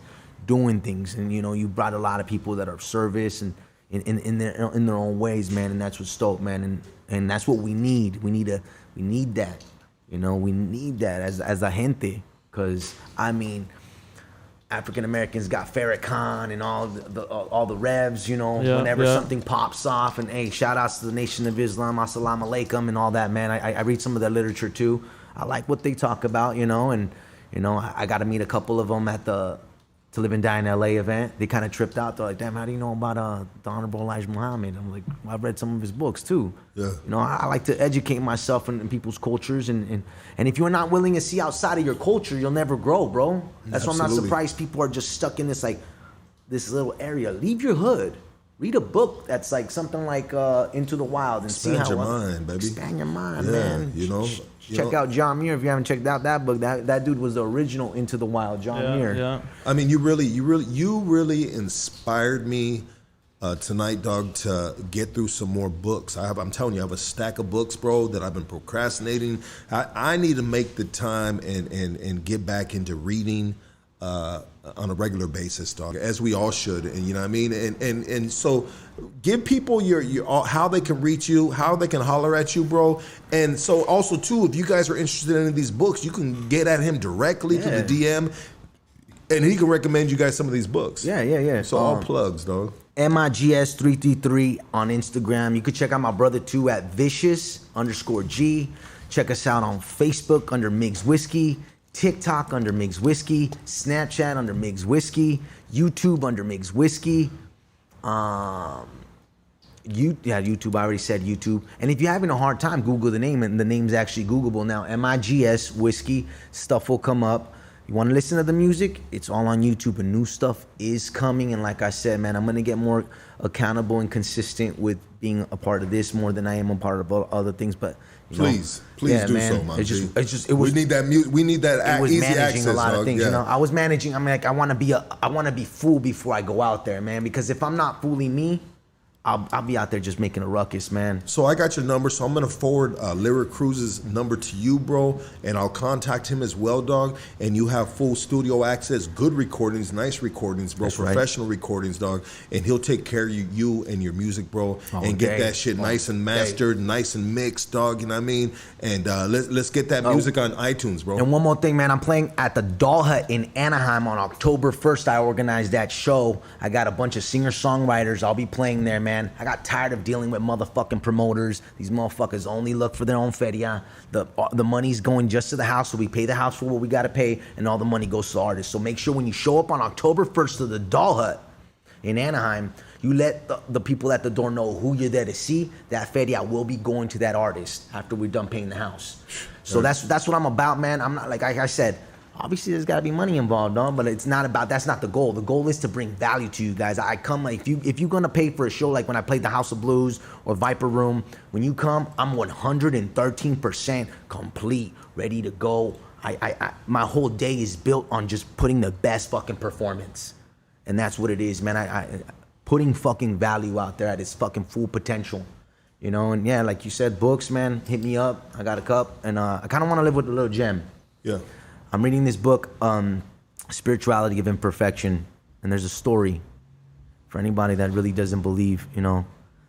It's a pastor, and he's going on this mission, and he goes to this island, and he gets there, and there's a fisherman, and he obviously is all suited up Padre style, right? He looks like a Padre, Catholic Padre. And he's like, oh yeah, God, right? God, Jesus, right? He's like, yeah. He's like, do you guys know our Father prayer? And he's like, no, we just say, we are three, you are three. Help us. And he's like, no. You guys got to pray, our Father who art in heaven, hallowed be thy name. You know, he does the whole prayer. And he's like, okay, well, teach it to us and we'll remember it.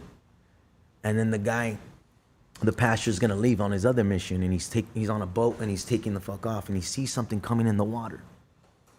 And he's like, what the fuck is that? And it's three dudes, those three fishermen. And they're walking on water. And he says, hey, you can't leave. We forgot the prayer. And he's like, well, whatever the hell you guys are doing, keep doing that. So it don't matter how you do it, man, just do it. You know, and don't let religious people tell you that you ain't gonna make it to the kingdom. You gonna make it to the kingdom. You are special, but you gotta do some special shit. Migs Whiskey, everybody. Let's go. We are out of here. Love you, motherfuckers.